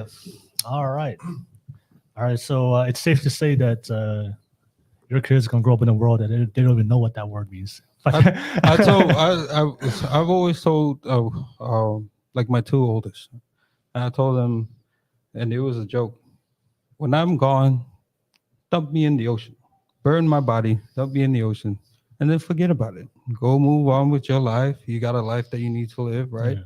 Whatever I pass down to you, if I did my job right, you guys will be aware enough of the environment you guys grew up in and the surroundings and what to watch out for as far as within the culture. Always be respectful to your aunties and uncles that you grew up with, especially the grandma, right? Because even in my mom too, I noticed that the adjustment that she had to make coming to Hawaii, Yeah. right?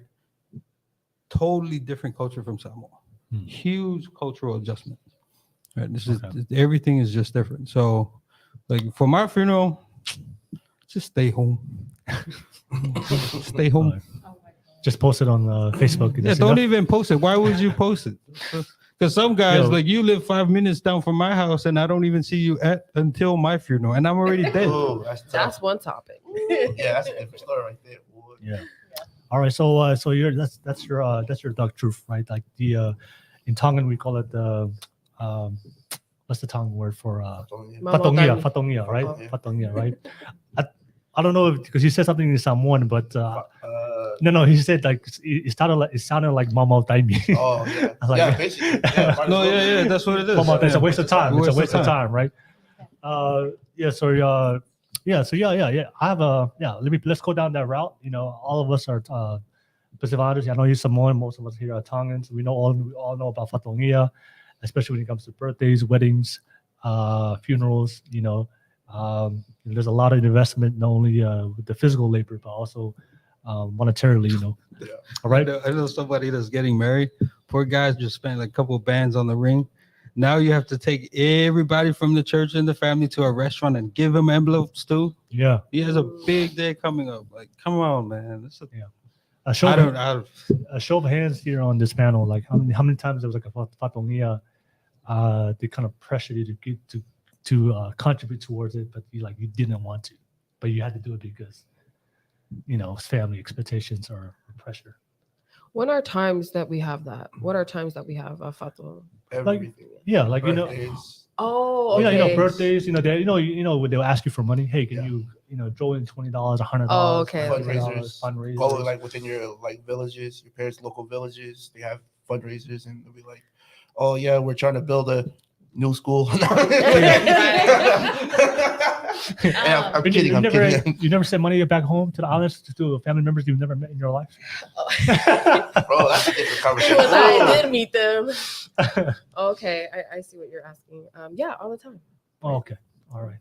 They're living good right now. But nevertheless, let's go down the panel. That's the topic. Let me start with you, Ness, and we'll come back around to the ladies. What's your thoughts on when it comes to fatongia and the things that we have to do, especially when it comes to functions within the Pacific Islander community? Go ahead, Ness. Yeah, I agree with TJ to an extent.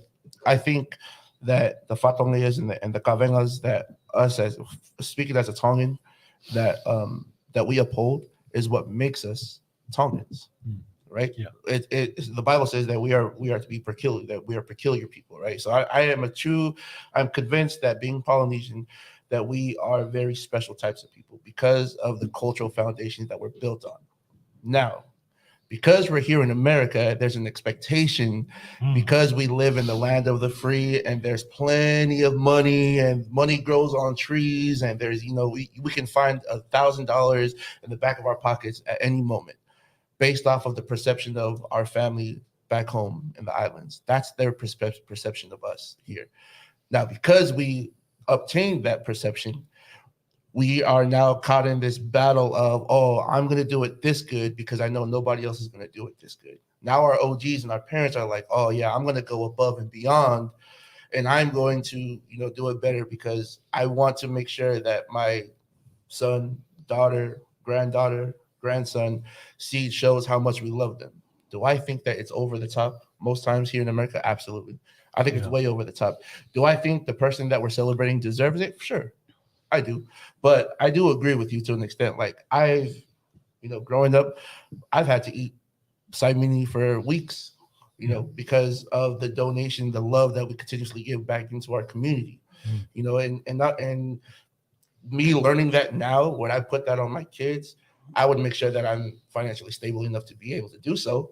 But I understand why, and I understand the responsibility that I have as a Tongan, that I need to make sure that if I have it, you have it too. Facts. Back in Tonga, right? They didn't have monetary things. What did they have? They had the crops. Yeah, there's crops, agriculture. Yeah, so it was bartering, right? And not even bartering. It was just like, look, instead of bringing an envelope of $5,000, now you're bringing back home. You're bringing Kato manioka or yeah, something, you're bringing all the kato manioka. You're bringing pigs, whatever livestock that you have, and we've gotten away from it, which it makes sense because we're in America. But if we lose that here in America, we lose a big part of our culture. Right, in Tongan, it's called the Kavikola. Hey? Part of the 4 pillars that we live off of is part of that is humility and giving back out of the 4 Kavikola. So I agree to an extent. I think we need to scale it down, but we need to continue to uphold this tradition because, if I lose it and I have a kid, man, my kid's gonna lose out on an opportunity to experience what being a Tongan is all about. I believe so. Yeah. All right, no worries. All right, thanks, Ness. Let me know what you guys think on the live chat when it comes to Fatongias and Fair Owls in Samoan. I would love to hear what your opinion is. Let me pass it to you, Monica. Monica, what's your thoughts on the Fatongias? So food insecurity. I think that you guys both mentioned that, right? So it's crazy in the U.S., South Pacific Islanders, when it comes to food insecurity, we take up 20%. Which is a lot larger than the 7%, which is our counterfeit, which is white people, right? We actually are the highest, besides Native Americans, which run at 25%. Okay, and that's just within the U.S. in general. What is food insecurity? Does anybody know what food insecurity is? I don't. Get your last meal or your next meal. Well, food insecurity is exactly what you explained. Right, which is eating saimini, right, which is like eating food that is ultra processed, very limited eating throughout the day, and eating what you can, right? And so, how does this affect our community? A great big deal, right? Like because essentially it is what contributes to our society being a part of the health disparities that are up and atom, which is crazy because I'm sure you guys are. What do you think we make up in the U.S.? You guys understand it's about 0.4%, right? 1%. Which is similar to the Native Americans in a sense, actually a little bit larger. In a sense, but we're still contributing to the highest rates of chronic diseases. And what is a chronic disease? A chronic disease is you catching something and it takes a while for you to catch it and then die. So that would be diabetes, that would be cancer, that would be heart disease. And really diabetes and heart disease in 2 is in 2. So a lot of men in our community, and secondly, women, when it comes, we're higher in cancer, but second in heart disease, that's what we die from. So we get diabetes, we don't actually know we have diabetes, and then we die from heart attacks. Cancer is also there as well with women. And so what I'm saying is the things you're speaking of is the factors that are bringing us into food insecurity, which is 20%. How is that? When we're the largest to contribute to that percentage in the US, but we only make up 0.4%. I'm not a biologist. I did take biology here and there and chemistry. It was great. I liked it. But math never lies. Yeah. In statistics. It doesn't, there are ways to show you that when you take certain populations and it's randomized and this and that, right? But at the end of the day, I think that as a community, we need to sit down and think about it, right? And really take thought into yes, I want to sacrifice for my family. I want to show them that I am well, that our family is doing good and we care. But also, we would like to live. We would like to live past men 65. Yeah. Mhm. Right? Women 5 years after that. Mhm. Okay. All right. All right. Thanks. Thanks, Monica. Let me pass it to you, Betty. What's your thoughts on the Fatoyas? Well, I agree with everything that's been said. I do believe that Polynesians here in America do the most. There was actually a viral video of one of our Blunisessis from Tonga. She actually came out here in America and confronted us. Oh, the phone. And she was confronting us about, the fahu, Mhm. that we were doing too Is much. it on YouTube? Yeah. And she was literally confronting us to tone it down a bit. So that being said, it's like it's been a problem. And I think it has to do with pride too, and people showing off. I believe if you got it, then you got it like that. You're gonna do all that extra stuff. But then other people are gonna be like, wow, like you guys, we have to be just like that, or we have to be like more higher. So oh yeah, there you go.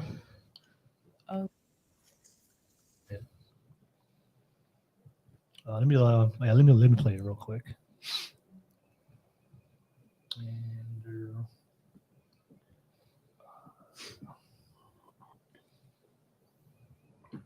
Yeah, but them functions be over the top though, huh? Over the top for sure. And I think it's just like collect what you have, like even $200, like it shouldn't even be about how much it is, but the thought.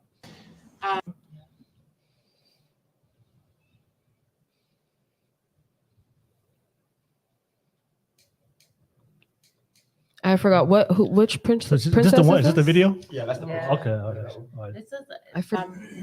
There is one thing I'm going to tell you about the start of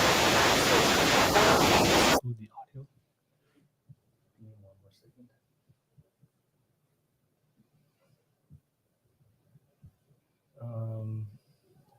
Keep going. Keep going. But yeah, that's my say on it. If you have that money, go ahead. And honestly, I'm Catholic. I'm Catholic. I believe we do too much with the priest. I love the priest. Like, holy-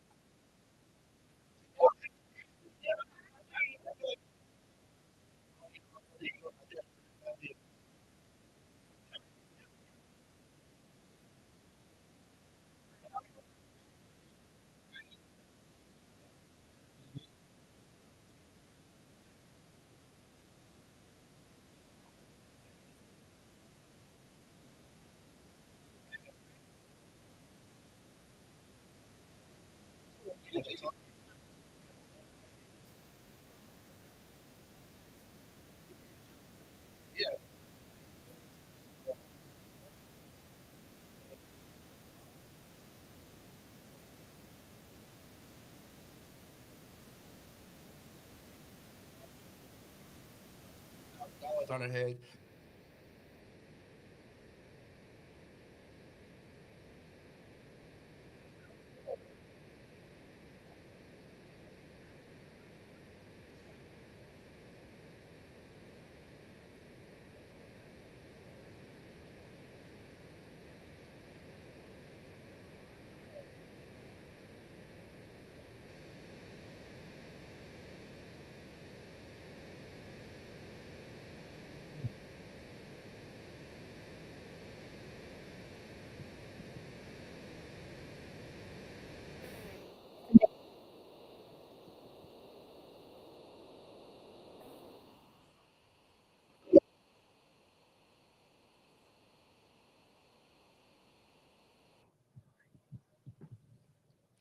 You guys hear us now? I think the mics are good. Thank you for letting me know. There we go. Oh yeah. Okay, we're good. We're good. All right. Thank you. Appreciate it. Let me know. Let me know in the live chat. You guys, can you guys hear the sound? I think I just fixed it. The sound should be good right now. Okay, we're good. Okay. Humble bragger. I'm trademarking that. So Any humble braggers out there? yeah. Any humble We got a lot braggers? of Polynesians who are humble braggers. I think I know, like for me, the only thing is like to when we say to an extent, because that's if we want to talk about oppression, that's the oppression right there, right? It's the expectancy of you have to provide and be, richer than the other man and the other family. If we want to focus in on the stuff that actually matters, take care of your kids, right? Yeah. The cultural aspect of respect for us, we call it tapu ainga, right, within the family, is having to provide that kind of guidance to your kids to be able to show respect, have some humility, right? But not 15 G's. I'm not gonna buy you for 50 or give you advice for 15 G's. Like, come on, especially for Samoans, because a lot of them they focus on this cultural stuff. Fix your kids first. Yeah, exactly. Right? You start gang banging at 12 years old, go fix them. So that way you don't have to pick up their brains off like 14 years old. That's sad. Right? And there's the 10 G's that goes right there. But for me, because I still want to show my kids we do something in our home, we call it the wala'au. It's when we go sit down and then we call to our parents like food is ready, right? It's like a little speech. It's like the entry level into kind of chieftain speech that we do as far as orators go, stuff like that. Right, like a way of passage I teach them, but I'm not gonna teach my kids like when you broke, be more broke, go pull a loan and give some money, give some more money. Right, so there's ways to, but from the very beginning we were going off of oppression. That's a true form of oppression right there, is the expectancy that I have to come out of my pockets to give you all my life savings for all the stuff that you want because I have to show it. You know what I'm saying? So right. I think a lot of it comes down to, again, our parents, right? Because our parents are the ones that are putting this on. So because that's all our parents ever known, they've known, oh, come to America, whatever we have here in America is a lot more back home. So we're gonna give everything, we're gonna give the house if we need to. And so now it's up to us as the first generation poly Americans to like, all right, we have two choices. We can either go along this route of overexerting ourselves energy-wise and resource-wise to these functions and to these great causes or whatever it may be, or we can scale it back and let it be more meaningful with the type of gifts that we're giving. So instead of showing up humble bragging about $15,000, now we're just like, oh, well, you know what? Instead of monetary things, let me give you something else of more important, ideas or something like that. And I don't know. I mean, it may sound dumb, but like it's the next generation, they're the ones that is going to oversee us when we get older and older. So we have to change. We have to make the change. If we want to be changed, we have to make the change. Yeah. I got the, yeah, go ahead. Well, I would like to piggyback off of that. And I think it's time, right? Sure. I think it's not about the money, right? With children. And I don't really know because I don't have kids, but I do know that from a lot of research and just observation itself, that it's not really about the money you provide to make your family look good, to make your kids feel comfortable in their community. It's not about the money you provide to make them feel some type of way, but it's more so about the time you provide to show them how to be, one, a strong human being, two, a decent human being, three, a strong human being. All right. Betty, you got to go, right? Yes. All right. Any last thoughts that you want to say? So Betty has to go. I know she got some things planned. Thank you so much for everybody that's watching. Thank you for showing love. Betty, anything you want to say to everybody on the live chat? You want to respond? Well, I'd like to thank you, Will, for having me on this podcast. Ness, TJ, Monica, it's been great meeting you three. And be great, everyone. Don't feel oppressed. It's just mentality. And don't brag when you should be humble. Ofatu. All right. All right. All right, drive safe. Does she have your? Oh, yeah. All right. So let me go. Let me just go in the chat real quick. Yeah, shout out to you. Hey, Joe, what's up, Joe? Hey, Joe Primacio. Hey, good to see you, Joe, in the live chat. I know you're doing big things out there in Cupertino. So shout out to you, Joe. Salote, I see you, Salote and Rose, Sideways. Appreciate everybody in the live chat. 18. I see 18 people right now and 3 likes. Come on, y'all. We need 15 more likes. There's 15 people watching this right now, and they're not showing support. So either you're lazy as hell, you can't just click on the like button, or you're just a ninja watcher, you're a hater, and you're just watching because you want to see what I'm doing. They're clipping. They're finding clips right. Don't worry, guys. It's free. It's free. It's free. So yeah, come on, y'all. Let's press that like button. It goes to the algorithm. But if you're a hater, you're just watching. Hey, it's all good. At the end of the day, you still support me anyway by watching. But nevertheless, appreciate you guys. Hinano. Oh, I see Hinano on the live chat from Facebook. Hey, what's up, Hinano? Great job, Will. Way to talk about hard topics. Appreciate you guys. And don't forget, if you want to drop a super chat, every single donation go back to my podcast, invest into the pod to give you guys better quality content. Like I told you guys before, I'm taking over. I'm gonna create this platform for our Islanders. There's no platform for us, so I'm creating this for us. So that way we have a platform to talk about all the hard issues of what we go through. But yeah, at the end of the day, but I do. I know we're coming to the end of the time. I do have a video I want to react to. It's gonna cause some controversy. I'm gonna play the video for you guys real quick. So for real, I'm gonna play the video for them so they can hear the audio. But then I'm gonna play the video again for us. For some reason, I can't find a way to sync the audio where they can hear it, but also we can hear it. So I have to do it individually. So I'm gonna play the video for them, so that way they can hear the full video. It's about a 50-second video of this girl on TikTok, and then I'll play the video for us. So that way we can hear it, and then we can give our thoughts and reactions to it. So as you guys know, there was recently we had the Miss Halala. The Miss Halala. If you don't know what the Miss Halala is, it's like the Miss USA for Tonga. It's the beauty pageant, the national beauty pageant for Tonga. Oh, I see Rose in the live chat with the $20 super chat.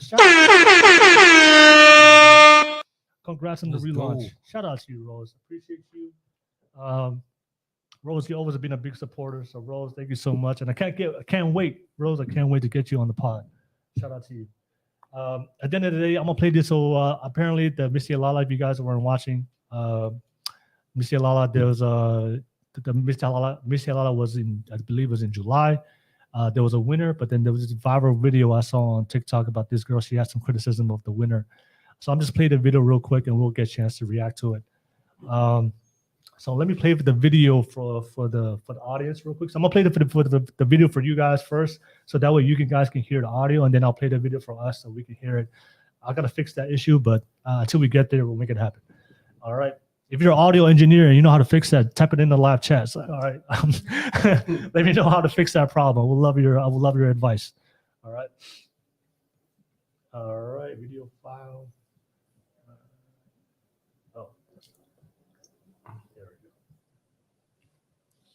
All right, so this is just a video of a girl. She had some criticism about the Missy Alala that just occurred in July. Silence for the Miss Halala Beauty contestants who did not win but clearly should have won. On what planet, Tonga, do you think Miss Air was going to take us to the finals of Miss South Pacific and even better yet to get into Miss Universe?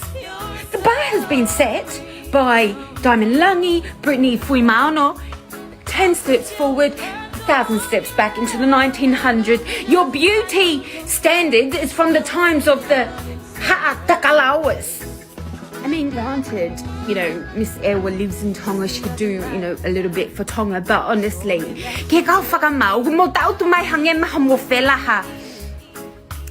where do you have the audacity to be judging what beauty is? You couldn't even judge the Taolunga properly because Fia clearly should have won. Her ha'otas was perfect. Her vetes were perfect. Her taolala was perfect. And then that's not the winner? It's so big.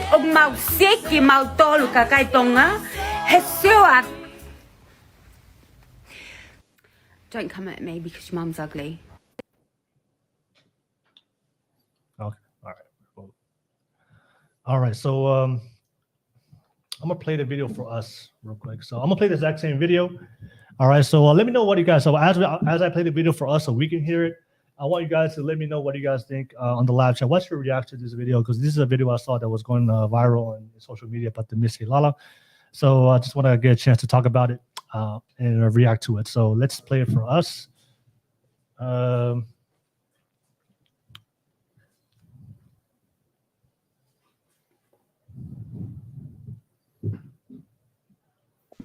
For the Miss Halala Beauty contestants who did not win but clearly should have won.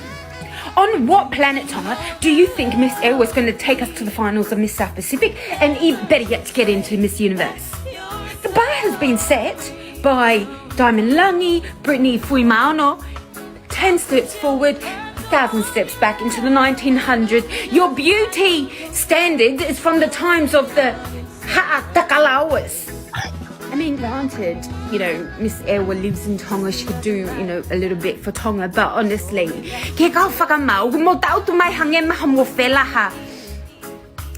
where do you have the audacity to be judging what beauty is? You couldn't even judge the Taolunga properly because Fia clearly should have won. Her ha'o was perfect. Her vetes were perfect. Her Taolala was perfect. And then that's not the winner? It's so big.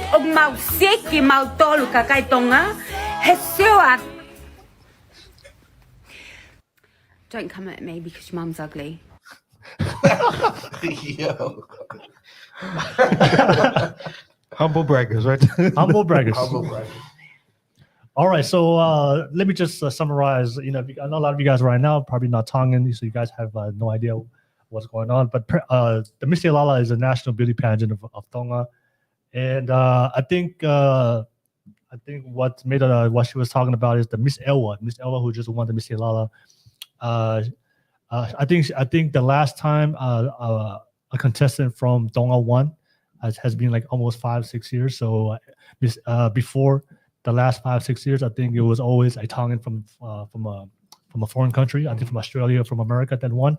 But this was the first time in like 5-6 years where a girl that grew up in Tonga and won the competition. So basically what she said on that video, she said that Miss Elwa, her beauty standard didn't meet the girls that came from America, from the Western country, because the girls from the Western country have a more Western beauty, and also not only for their face, but the physical features, but also their body.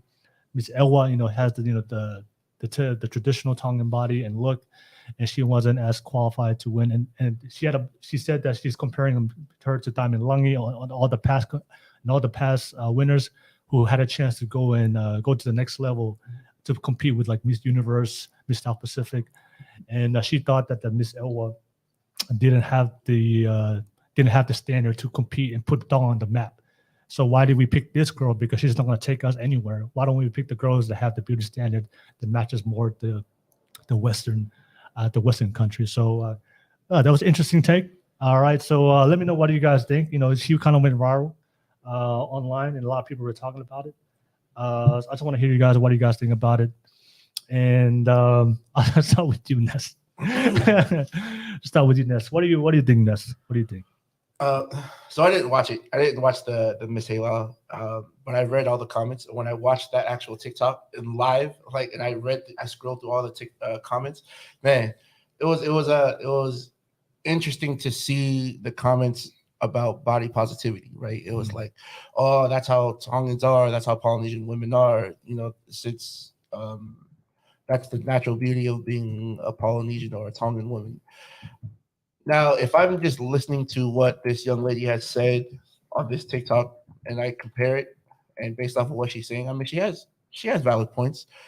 Though the last two Miss Halala winners, Diamond Langi and Britt, I think it's Brittany something, but whoever those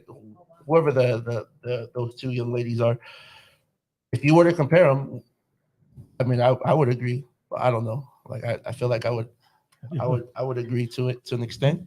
I don't know, but again, I'm not a beauty pageant person to be watching this type of stuff. I do agree that maybe the Western society thought process of looking at the beauty pageant is probably changed compared to what Tongans are known for. But I don't know, man.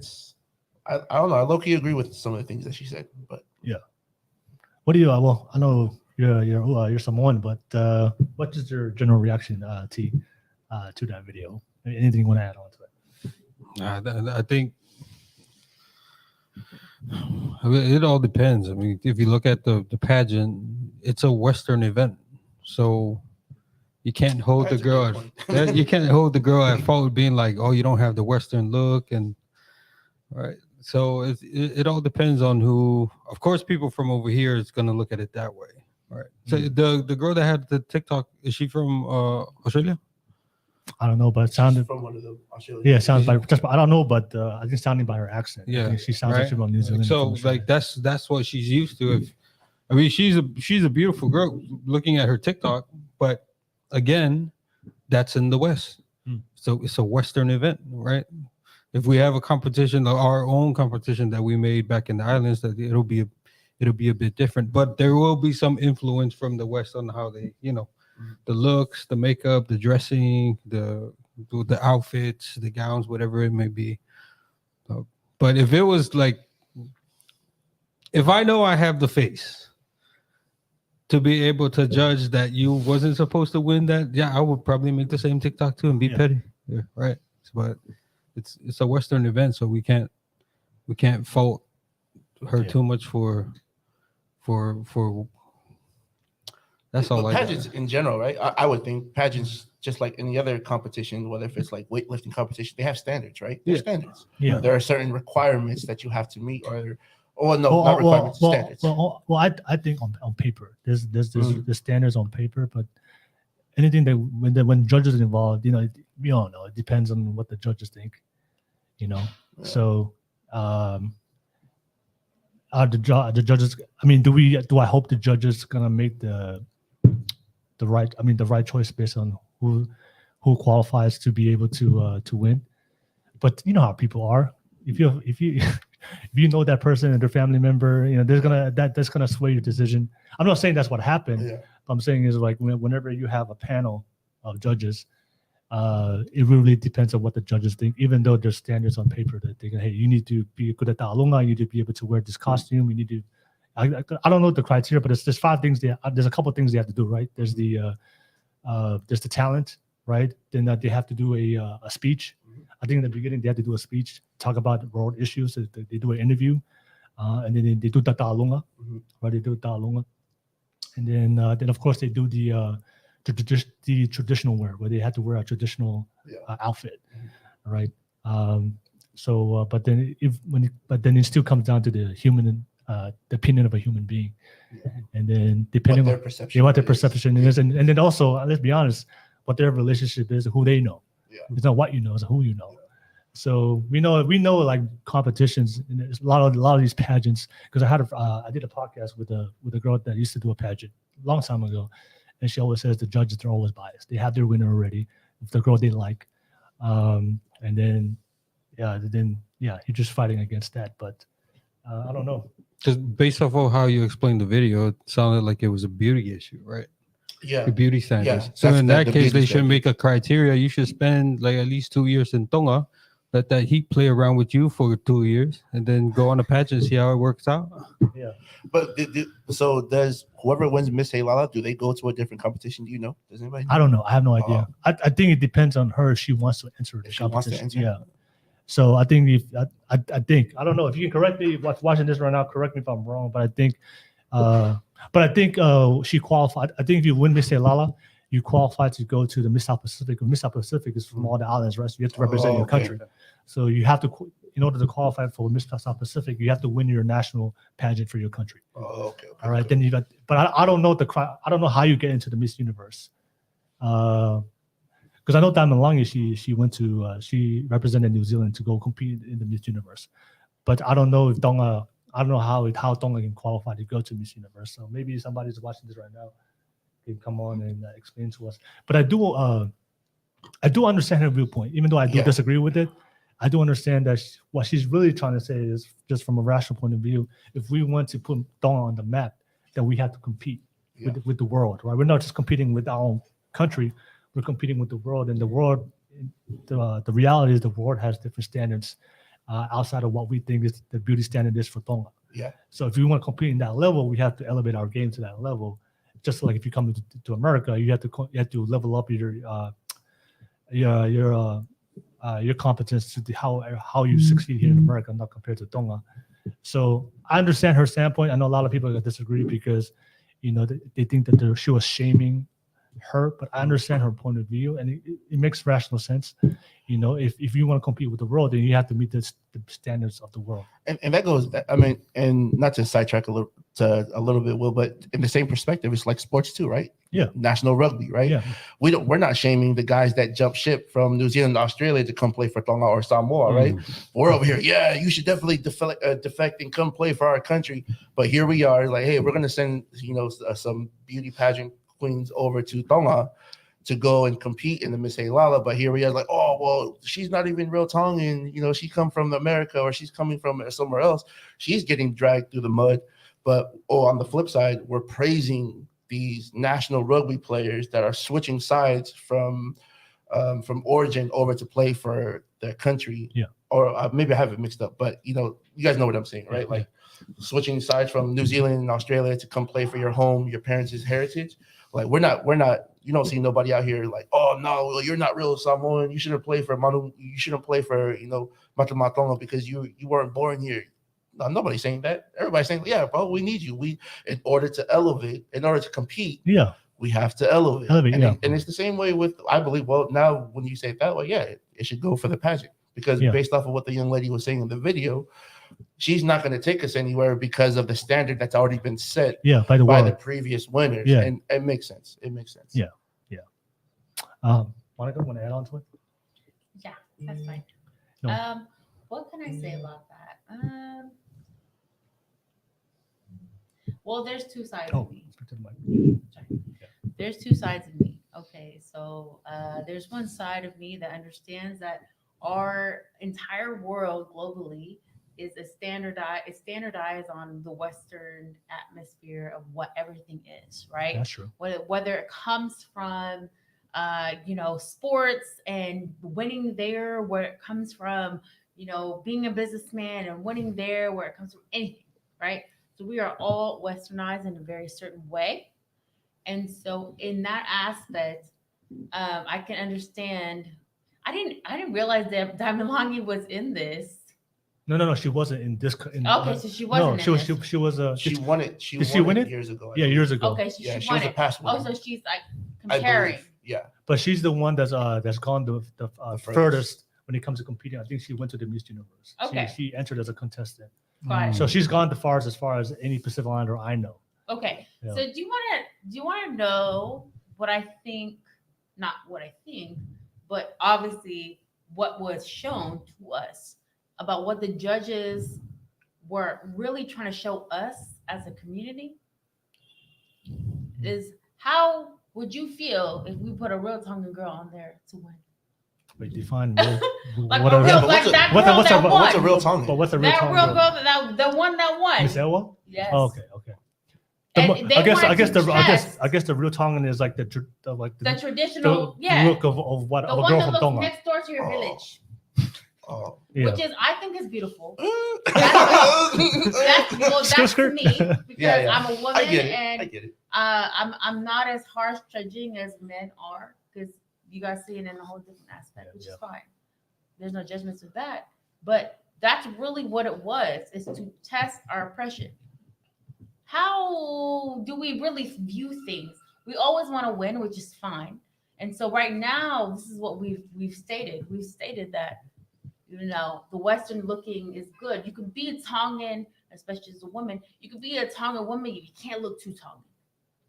You can be a Tongan woman, but your features, your hair, your skin, gotta be lighter, right? Yeah. Had she been a girl that looked like Diamond Langi to be darker, right? That's colorism. What can we categorize her as the winner now? She's light-skinned. God, you're just not that, though, right? So I would just really, there's a lot of things that are in my mind right now that I'll keep to myself We can talk about it after hours. Yeah, And, I'll keep to myself. and, But I will tell you this much. exclusive content on Locals. Right. I tell you this much. They definitely want to test this out. Subscribe to my Locals. Yeah. This is a test. See, let's see how much our men really think we look like as Tonga women. Oh, I mean that's real. Well, we understand. I think as Polynesian in general, we understand that natural beauty is the best beauty. Yeah, we understand that. Almost beauty? all of us. No. Most polys. You just saw natural beauty, but you were willing to say, she's right.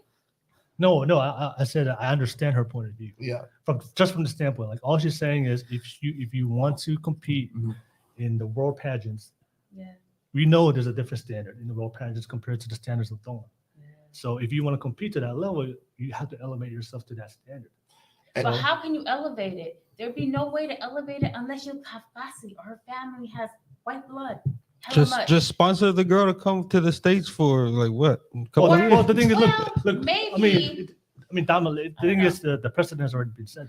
Damilangi has achieved it. Yeah. She's done it. So if she can do it, that means anybody else can do it. Yeah. All right. So you just got to do what she did. Yeah, that standard has already been set for us. Yeah, Tongans specifically. She went to the Miss Universe. Yeah, because we're talking about Miss Halala, the standard's already been set by Diamond Lange. Yes. There's another one. Yeah, there's another one. I had a question about that because as Tongans, right? You know, when you Google it, right, most of us are categorized as being part Samoan, part Fijian. We're just a people that just kind of navigated and all that other stuff, right? To Tonga because we weren't accepted in both of those communities, right?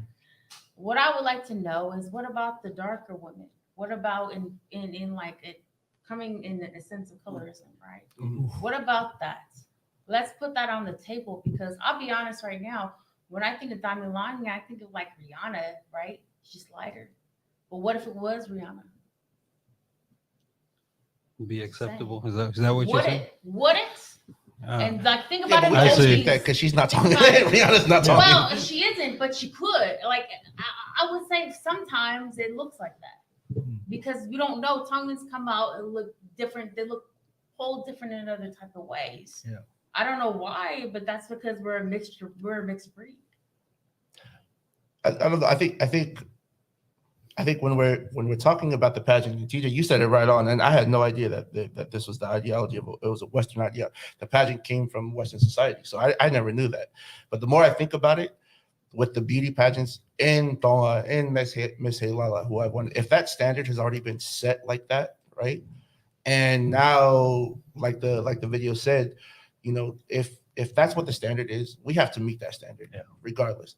I totally respect the fact that there is a young lady in Tonga, born and bred in Tonga, who won it 100%. I respect that. But based off of what the video has said, if they're trying to take this Miss Halala on to further and better things, just like how it's already been set with Diamond Lange, we have to meet that standard too. So I get it. I understand it. And I also understand on the flip side, beauty is on what is it? Yeah, and I have the beholder. Yeah, is on the eye of the beholder. Also, it's on the mass population what beauty is, because that's what our society as Tongans and as Samoans and as Pacificans we have abided. Yeah, I mean, there's a lot of woke people. You know, we can't touch that. I mean, that at the end of the day, that's what we're abiding to, which is I don't think there's a problem with it, but I think it's something we have to acknowledge. Yeah, we totally have a different.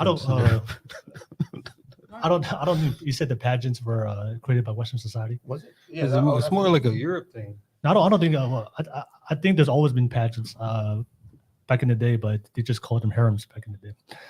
They called it what? Harems. Oh. You know, what is harem? You know, her concubines. You know, when the king or the ruler had like multiple women, and they had a little pageant, you just pick the queen.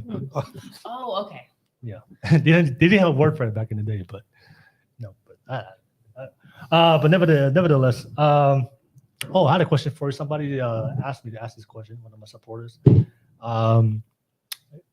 It's gonna be probably a controversial take, but we're gonna have that discussion. That's what we do here in the Kava podcast. Let's get it. And this is evolved somewhat too. Pacific Islander pageants. Do you think that any Pacific Islander participating in their country's pageant, do you think that it should be a requirement for them to speak their language in order to qualify to compete? All right, because there's a lot of girls. If you're going to represent, there's an argument that's said out there that a lot of the girls that come and win overseas, they don't know how to speak the language at all. And a lot of people who live in the country says if you're going to be the representation of us, then you have to at least speak the language. Yeah. How can you represent us if you can't communicate and speak the language, right? So and there's a lot of past winners that they speak. And that's why a lot of people are, I understand there's a lot of support that everybody's so enthusiastic about her winning, because she's from Tonga. She grew up in Tonga. She knows the traditional well, and she also speaks Tonga. So it is pretty cool, to see the winner and they can speak Tonga and communicate. But a lot of times when the winners, if they win the pageant and they speak to the Tongan people, like they have to speak it in English. So and they can't communicate to the people who are there. But what's your thoughts on that? Do you think that the pageant winners should be able to speak the language to be able to qualify, or do you think doesn't really matter? I'll start with you, Monica. What do you think? Absolutely. Yeah? Yeah. I mean, I think that it's important because when you think about it, right, in the United States, a lot of different cultures and different communities, especially in the Asian Pacific Islander cultures who they try to combine us with. So we separated in 2001. In 2001, right? Like Filipinos, they know how to speak, Tagalog, the different Hispanics, right? They know how to speak Spanish. They know how to do that, right? However, you see it in the very smaller, marginalized communities, which would be Pacific Islander communities, right? It's erased in the first generations, in the second generations, because we are trying so hard to assimilate. What is assimilation? Okay. Yeah. So assimilation is like when you come from an island or like a different country and you're trying so hard to get here and be better and make money, and you just erase your entire acknowledgement of your, where you're from and how you speak, right? And essentially that happens to a lot of very small and marginalized communities. And I like to call them minoritized communities, right? Okay. And so essentially that's what happens. And, to have like a pageant contestant, of course, like beauty is the number one thing, because for women, that's just the standard. Just Yeah, as it's for called men, beauty it's pageant. for sports, Beauty. right? Right. Not ugly. Right. And so essentially, the fact that she can is it's a one up. It means that there's an understanding. She can communicate to her people. Yeah. And her people can communicate to her. All right. Okay. All right. Thanks, Monica. I'll pass it to you, T. I don't know, T. The No, it's all the same. No. The Samoans. The Samoans. They just had their pageant. The winner. I don't know if you guys saw it. I saw it on Twitter. I stopped watching it when my cousin won 4 years ago. But they said that the girl that won, like it was already done deal that she was going to win because her resume was crazy. Like she speaks the language, she dances, she does the fire dance. Mm-hmm. All right, she's involved in the community to be able to. She pushes for her culture to be exposed to the world. So like everybody they're saying like there's no way to compete with this girl. All right, and so, yeah, I saw her picture too. Yeah. Congrats to her too. I forgot her name. But yeah, what do you go ahead? What's your take? It all depends where the pageant is held at, right? If it's here, you have to go with the standards here. With as much positivity people want to push out, there's a standard for how Western type of pageants is going to look here, right? Yeah. Back at home, it because I saw a change where everything was in English, even the questions. Yeah. No kind of speech in. Yeah, just Mr. Lala was the same. He did the interview in English. But I think you should. If you're having the pageant back at like the home island, you absolutely should. You should know at least some things, of culture. Because I think for both Samoan language and Tongan language, it's the kind of language that's alive. It's like you have to live through it to kind of understand and know the meaning of what you're saying, right? And that's why the jokes sound much funnier, even though the word is not funny. Mm-hmm. So it's You funny see- in the native one tongue instead of English. I'm Yeah, not that- gonna lie about it. Laughing Samoans is hella To- funny. but The big guy reminds me of my uncle. He passed away. Yeah. No, to be fair, because we talk about should the beauty pageant winner be able to speak the language. To be fair, from my opinion, I don't expect them to be absolutely 100% fluent. Yeah. So if they can speak some kind of broken language, but they can at least speak it in some form, and they can understand somewhat, for me that'll pass. But if you have no knowledge, you can't even speak one single word, and you just totally 100% speak English. I think for me, like, you can't represent the country if you don't even know like a basic fundamental of the language. But I know a lot of people like they have the basic foundation, so they're not fluent, but they can understand some parts. I can work with that, but to have zero knowledge of the language, I don't think you should be able to represent the country. At least be close to fluent as you possibly can. Yeah. I mean, that'll be nice, right? Hmm. I'm just saying in general for a lot of the girls here that they're trying to compete back in the islands. Because They're not although going to be fluent like the girls that grow up in the islands. Yeah. There's no way they can compete with that. So to bridge that, I'll say at least have some kind of conversation, basic fundamental conversational skills in Tongan.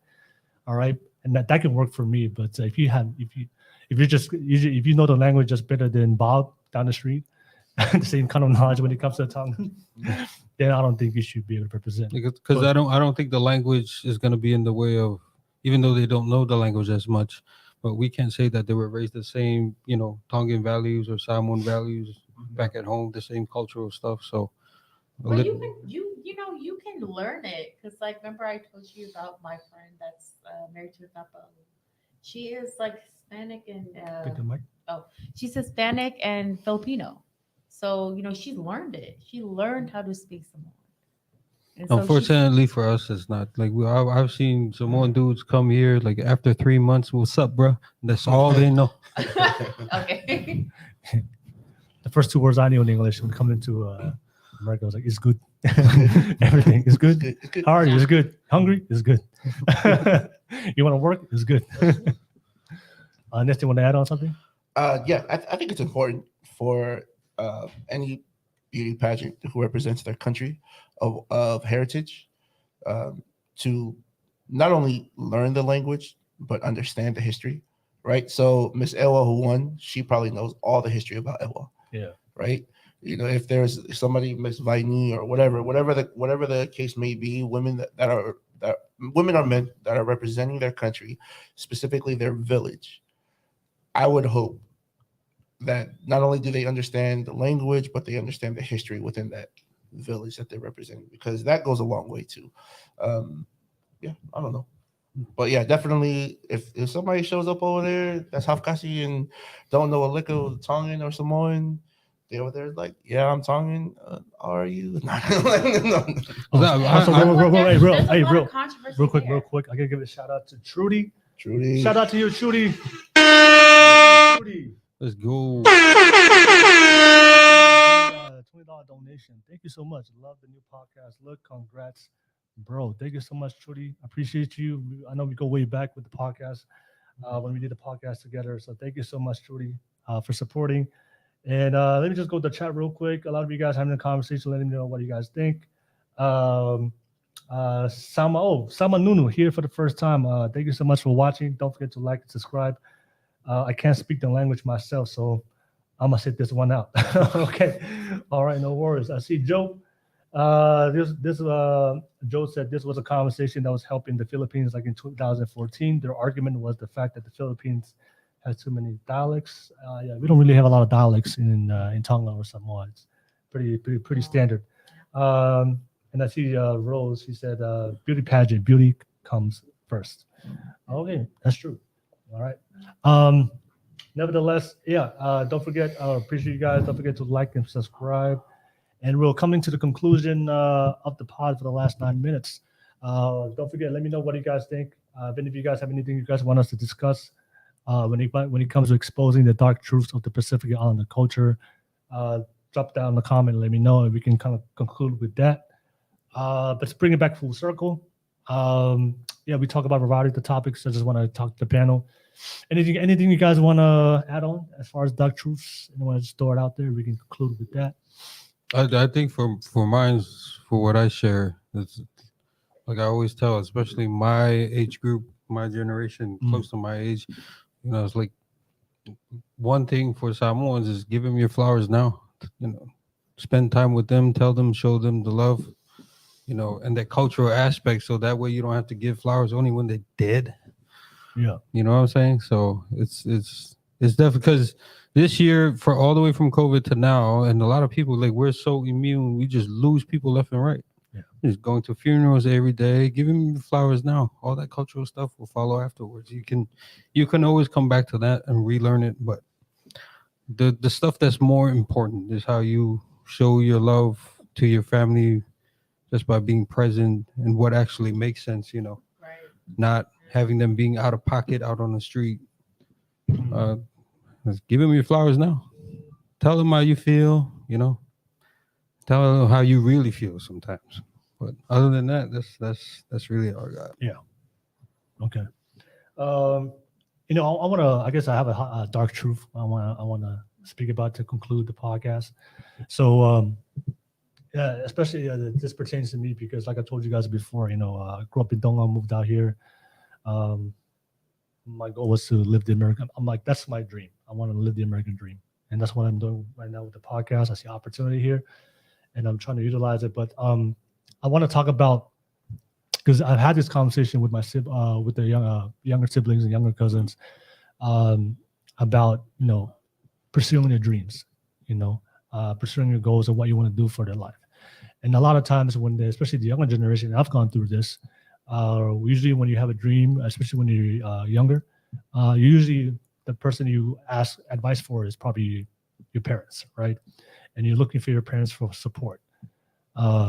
To be able to give you support on what you want to do. And a lot of times, especially kids here in America, they have certain dreams of what they want to do. And a lot of times our parents may have a limited understanding of what's possible here. And like I said, I'm not here to disrespect what our parents did, because at the end of the day, they came here, they moved out here, and they had to hustle and grind and just to be able to put food on our table. But I have a very probably controversial take, but I think if any Pacific Islander that's watching this right now, and I think that if you have a dream and you have something that you're passionate about, you want to achieve, I believe you should never listen to your parents. I believe that, and I say that with respect, especially in the Tongan community, we have the whakapapa to respect our parents. But if you look at it from a very logical point of view, if your parents have never done what you're trying to achieve, why would you ask your parents for advice and validation that it's possible for you? Right? That's like me. I want to become rich, and I ask a poor person.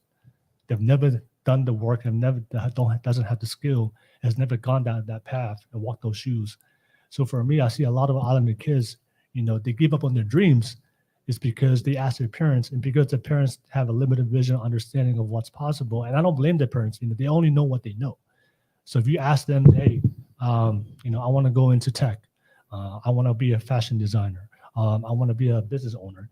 If you ask your parents who've been working a 9-to-5 job for the last 40 years, their answers will be like, no, it's not possible. Take the safe route, right? Take the safe route. Just get the job I'm getting and just do what I do, right? So I think as Pacific Islanders, man, I don't think you should never listen to your parents, especially pursuing something that you want to achieve, unless they have some kind of skill, unless they're going down the same route. But it's sad for me. Sometimes I see a lot of kids, they just give up on their dreams. What I'm doing right now, my podcast, it's something that's I had to learn this all on my own. Something I was passionate about. My parents, at first, my parents didn't understand what the hell they think I was pakasisele. Crazy. Mama taimi, it's crazy. But like I said, I understand. Sometimes, and I say this to all the kids out there. When your parents don't agree with you, when your parents don't support you, don't take that as negativity, right? Don't take that as a reason for you to hate your parents because they didn't support you. You have to understand they come from a different generation, a limited understanding and knowledge of what they know. So if you ask them if you want to do something that they've never done before or they've never dreamed about, the rational answer is like, no, take the safe route, right? It's just also a human tendency. We always take the path of least resistance. We're going to take always a safe path. That's the way our body functions to be able to protect itself. We don't want to take risk, right? But in order to be successful, you have to take a risk. Anybody that's working towards something, you have to take a risk, right? So I just want to say that that's my concept. That's my dark truth. If you are, like I told you guys before, I believe America is the best place to live, the best place to be successful. You can do anything here if you're willing to put in the work and the time and the commitment. But I don't believe that as our millennials or generation X, Y, and Z, if you have a dream and you want to pursue, you do not ask your family members, you do not ask your parents what to do. Go learn from the people that's actually doing it, because that's the advice of any successful person. If you want to do something, find a mentor, find somebody that's doing it, that's getting the results you want, and go listen to them. But I see it's so sad when I see kids with all the potential, and some of them have the natural skill. It's just they don't have that belief, right? And they ask their parents, because we look up, as Islanders, we look up to our parents, right? We respect our parents, all right? And for your parents to tell you no, you're not going to succeed, all right? And also, just to say it out there from a balance of probability standpoint, when you're going to strive towards your dreams, you're going to fail multiple times. So sometimes your parents will tell you no, you're never going to succeed. And you go try it for the first time, and you're gonna and you fail, and you think that and you think they're right because you failed. But you have to understand, and you guys know this. Whenever you just go the path towards success, failure is part of the journey. You're gonna fail multiple times. There's a statistic out there that says like millionaires fail the first 3 to 5 businesses. All right, 80% of businesses that start the first year fail, so you're not gonna make it. Right. Even if you make it after 5 years, 80% of businesses, those 20% that made it the first year, 80% of them are going to fail at 5 years, 10 years. All right. So it's a constant improvement, progression, learning new skills. It's a constant overcoming obstacles. But just because you fail 3 or 5 times does not mean your parents are right, because a lot of parents would say, when you fail for the first time, see, that's what happens when you don't listen to me. Right. That's what happens when you don't go to church. That's what happens when you don't pray. That's what happens when you don't keep the culture. All right, that's why you're failing. No, that is the path towards achieving your dreams. You're gonna fail multiple times. So that's just something I just wanted to end the podcast with. Like, do not listen. I believe that wholeheartedly, and then that's no disrespect to our parents and to our family members, but you should not take advice from people who do not have the results of what you want for your life. And if your parents tell you you're not gonna succeed, just understand their standpoint of view. Don't use that as a reason to hate them, because at the end of the day, you're standing today because they raised you and they put a roof and the food over your table. And I respect my parents for that. But I know if I'm going to go achieve what I want to do, it's up to me. All right. But don't give up on the dream. So don't say that real quick. You wanted to add on to it, Monica? Go ahead. I was just going to say that never mind. No, say it. Come on, Monica. You can't come on here. Go. Okay.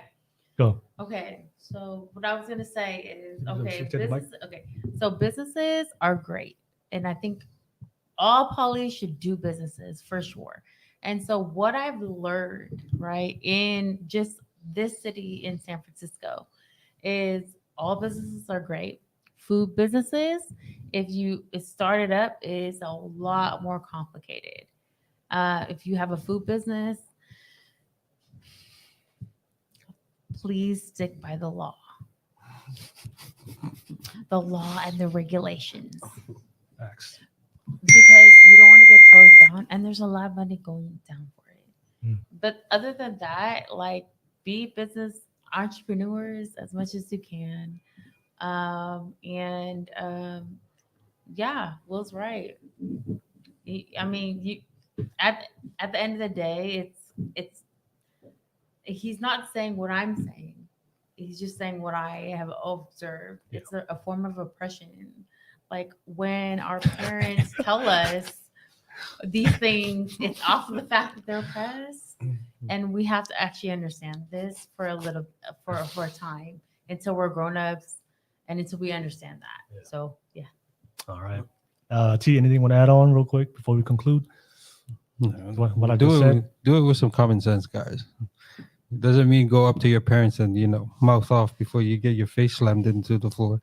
Do it with some common sense. Have some respect, but at the same time, stick to absolutely everything that your gut is telling you on how to strive for what you want to do. But you know, a lot of common sense goes a long way. But for your parents, 'cause I see a lot of kids like gamers, right? And I only know of 2 gamers that they make so much money off of just gaming. And that's because their parents, and I think for parents too, it's kind of sad because the expectation is to get a good job, right? Yeah. They never see gaming as a good job unless they see like $4,000 a week. Yeah. That's like, oh, good job, my son. Just remember our bills, and all that stuff comes behind it just because the money comes in. Yeah. But you know, that doesn't mean you need to go off for your parents. Have some respect. They're your parents at the end of the day.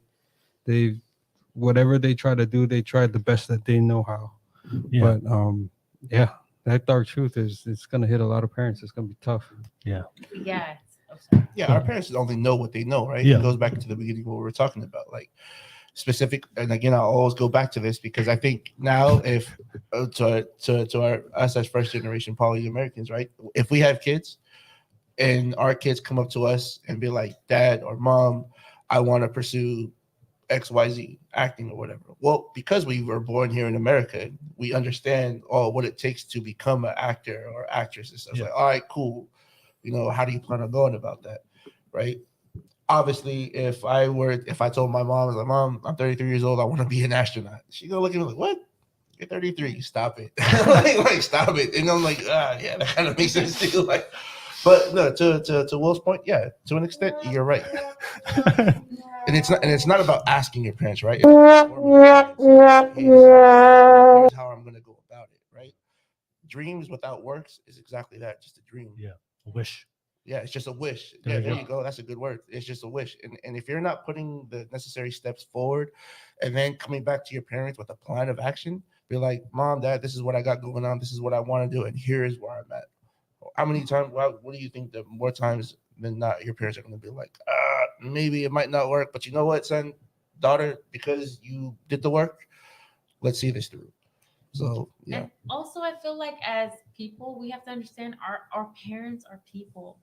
They're not the universe. Like they are actual people. Like they make mistakes too. Yeah. You know what I mean? Like we can't put They them on a never show pedestal, it. Yeah. right? They that never show they it. don't deserve to be on. You know, not that you can't respect them. Of course, you will always respect them. Like, Of course. at a point, okay. And I say this, and I say this was a lot of like, as a woman, I can love somebody and not respect them, and I can respect somebody and not love them. That's just how it is, you know. And so, at the end of the day, I'm always gonna love my parents, no matter what. And so, but I understand that they're people, and they make mistakes. Yeah. That's it. Yeah. All right, no worries. So let me we've come to the end. Let me ask some over the we got a Rose is calling us out. We'll Kava limit next time. Only drink what you can. I'm sorry, Rose. I don't know what the word limit. Limit is not in my vocabulary. It's only limitless. But anyways, we're gonna finish it in the after show. We're gonna finish it up. Let's get some drinks real quick for the live show. Finish this up. Finish this last Kava drink for everybody out there. All right. Anyways, thank you so much. So let me just go through the comments real quick. Fill out a cup. Appreciate you. I see Rose. Have my leftover. Just add a little bit more.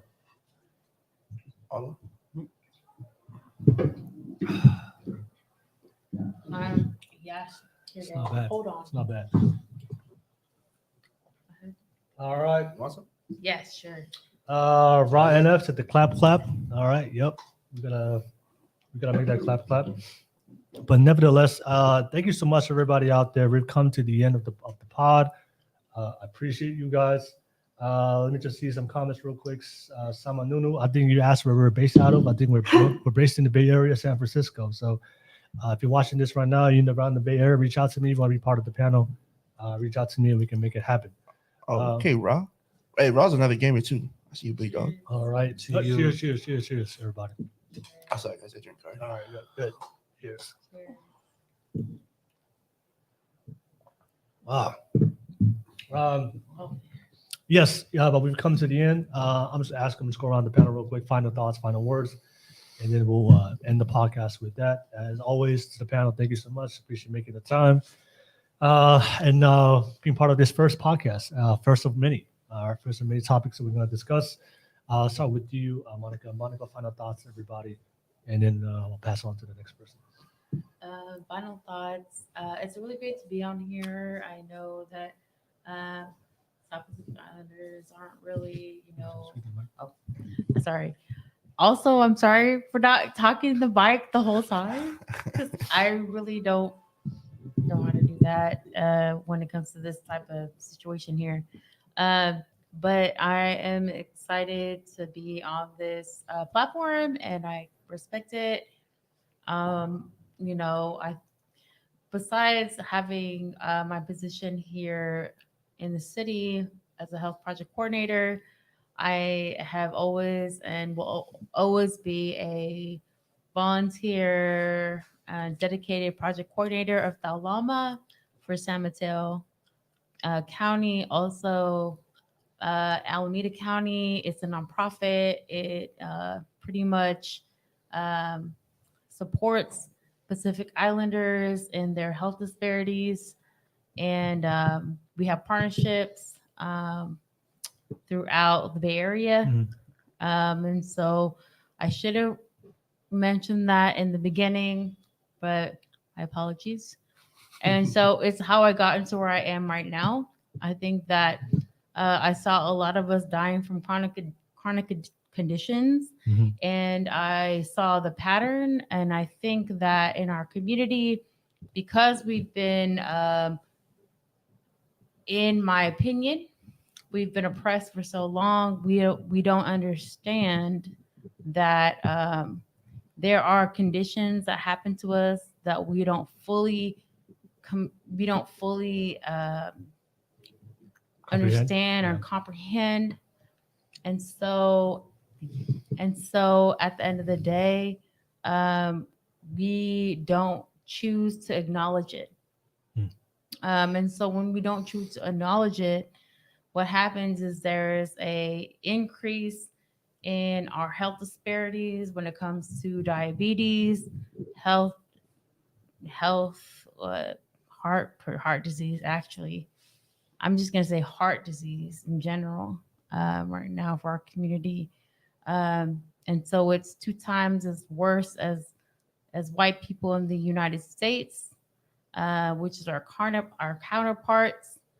They take up about 69% of the population. We only take about 0.4%. So if we are contributing to about 25% of that amount, then that means that there's a higher amount of us dying from it, right? Yeah. And so essentially, it's the reason why I joined this nonprofit. And right now, I'm in that position. But essentially, I do it because that's an observation. And we've been taught by Eurocentric systems to react emotionally without observing first, right? Yeah. Had we observed first about what's going on instead of reacting emotionally, we could have understood that there's a pattern.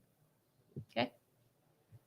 And that's the only reason why I talked about oppression, is because I choose to be an observer instead of emotionally reacting. Yeah. Okay. All right. No worries. Thank you so much. Thank you, Monica. Final thoughts. T, go ahead.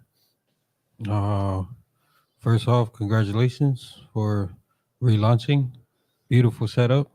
We're over here sitting in the skybox in the clouds right now. All right. So, if you want to be on a podcast, definitely hit Will up. But it's been a pleasure for me to be here tonight, talk about some stuff. And just be nice. Be nice to people. I try to be nice, but I know a lot of the stuff happening even in my own community is I'm just a regular dude. I'm a regular guy until I have my ducks in a row, and then I'll humble brag. But for right now, to take care of your loved ones. I had a good time being here. It was honestly a pleasure to meet the panel tonight, and then just to see the whole setup and the process every time that he would update it.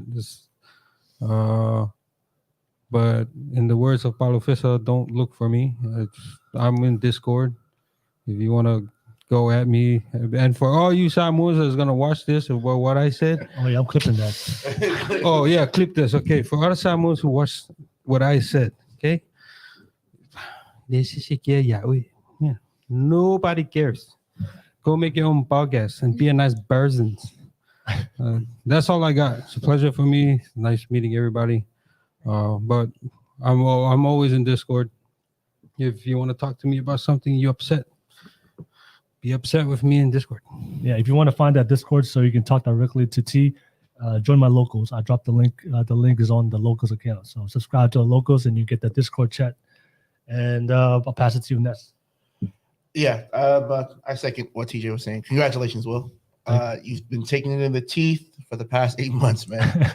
And I know because I'm on Twitter all the time, and I've been taking it in the teeth with you. So we've been fighting this good fight. Nevertheless, right? You gotta bring them over here. All right. Yeah, I've been trying to, but yeah, that's a different. That's a different part. Nevertheless, right? So our Polynesian people out there, each one teach one. We can't grow as a people unless we're willing to step out of our comfort zone and do the things that our parents have never done before. That's the only way we'll be able to move as a people. This idea that we are comfortable within our specific spaces, wherever we're at in the country or in the world, can be changed only if we start with an idea or a dream within ourselves. My prayer and hope is that as we leave here today from this podcast, and those of you that are listening, and for the people that will be listening in the future, if there's anything that you take away from us from this panel, and the thing and the dark truth that we're trying to expose to our Polynesian people, is that no matter what, it's up to us. It's up to us as an individual Polynesian person, whether you come from America, New Zealand, Australia, Philippines, Fiji, Tahiti, Tonga, and Samoa. It is up to us to make the change that we necessarily want to see, so that way our kids can grow up in a better society from what we deem is either oppressed or being at a disadvantage or anything else. Where you can find me on all social medias. Big shout out to Falikai Bahia, FKP. We are now a nonprofit where we focus mainly on supporting our Polynesian community back in Reno, Nevada. Shout out to all the brothers right now that are tuning in, that are mixing it up tonight. Clap one up for me too. And shout out to you, the wonderful panel. I know Betty left earlier, but shout out to Betty. Yeah, definitely shout out to Betty. Betty, if you're watching this, shout out to you. Yeah, and definitely more love, more wishes to you, Will, as we move forward, as you move forward with this podcast, and God willingly, hopefully you'll be able to invite me back, coming in from Reno, Nevada. So it's very good and refreshing to be able to come here. I do have a podcast also. It's For the Culture podcast, where we deal with a lot of foster care, group homes, and a lot of Polynesian workers in this industry. We talk a lot about being a Polynesian in this type of work. So I'm on Facebook. We're about to be streaming live again once I get my studio set up. And hopefully down the road, Kava Podcast and For the Culture can collab on something where we can definitely share ideas. God bless everybody. And I'm just playing. I know worries. Thank you so much, everybody that's watching. Let me just go to the comments real quick. Jean-Paul, hey, what's up, Jean-Paul? I see you from Facebook watching this right now. Hey, Jean-Paul, man, good to see you. Appreciate you. Thank you so much. I appreciate you guys watching. Don't forget, I have multiple shows every single week. So today was just a launch for this Friday. So every single Friday, I'm going to be hosting a Pacific Islander panel where we're going to talk about Pacific Islander issues specifically. But I have multiple shows every single week. Tomorrow, Saturday, if you guys subscribe to my account, you guys know my YouTube channel. On Saturdays, we have the After Dark podcast. So tomorrow, After Dark podcast on Saturday, I'm going to have a group of ladies, and we're going to talk about relationships, modern dating relationships, sex, everything that goes along with that, commitment issues, marriages. So if you want to, if you're single, all women problems. I'm kidding. if you're single and you think the dating market sucks and you have a hard time attracting the right partner, tune in for tomorrow's Saturday podcast. It's called the After Dark podcast. I have multiple ladies coming down to the studio tomorrow, and we're going to have a topic to discuss when it comes to modern dating. All right, on Wednesdays, on Wednesdays, we're going to have the Hot Topic Wednesdays. It won't be an in-studio podcast. It's going to be virtually. So I'm going to invite people to discuss a hot topic on Wednesdays. Thursdays is going to be the masculine mind. I have a group of men. We're going to talk about masculinity because that's something that's declining right now among the boys. A lot of boys out there are acting like boys, but they don't know how to be real men. We're definitely going to talk about that self-improvement to be men finding their purpose in masculinity. And then, of course, on Fridays, we have the Pacific Islander panel. Don't forget, this podcast is based out of San Francisco. I'm always looking for new guests to join the pod every single Friday. I'll be hosting every single Friday. So if you live in the Bay Area or you like Ness, you wanted to drive down and make an effort to be part of it, to support the podcast, just reach out to me on my socials, willnacouzi, Twitter, Facebook, Instagram, TikTok, or you can just drop a comment on YouTube on the live chat, and you'll be able to reach out to me. We can figure out a way for you to come down and be part of the podcast, especially if you live in the Bay Area. I'm based out of San Francisco, so I'm always looking for new guests to join in as long as you want to have deep, honest conversations and agree to disagree. All right, my haters, I want to say this. My haters out there, I challenge you all the time. You guys are always talking about my comments. That's why I don't really respond to the comments, because you can't really have a conversation based on words. I like to have it face to face, but I don't shy away from haters and people who have a different opinion or ideology. I'm willing to debate you. All right, so a lot of you guys like to talk your shit. A lot of you guys like to talk your shit on the comments, but whenever I challenge you to come on the pod to face me one-on-one, it's always okay. All right. Whenever I challenge you to come on the podcast, all my haters out there, it's always like this. All right. It's always crickets. All right. All right. So like I said, especially a lot of the, most I don't know the percentages, but a lot of my haters, what I see in my DMs, mostly women. Okay. All right. So free our people from love triangles. All right. So I'm not a misogynist. All right. I love women, respect women. But like, it doesn't mean I have to agree with your ideology or your point of view. I'm not a simp. Okay. If you're used to that, but I'm not a simp.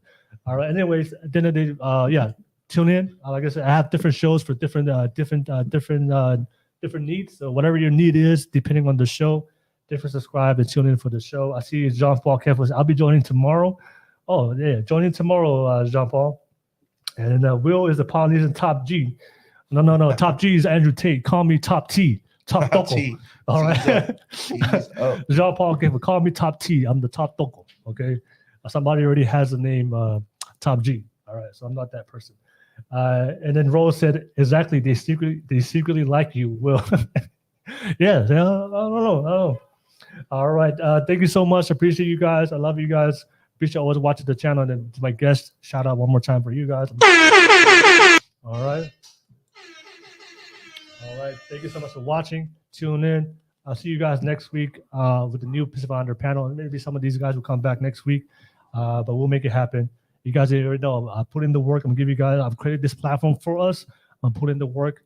So if you find value on this, if you find value on the content, the best way you can support me is just subscribing and joining me in all the platforms I have.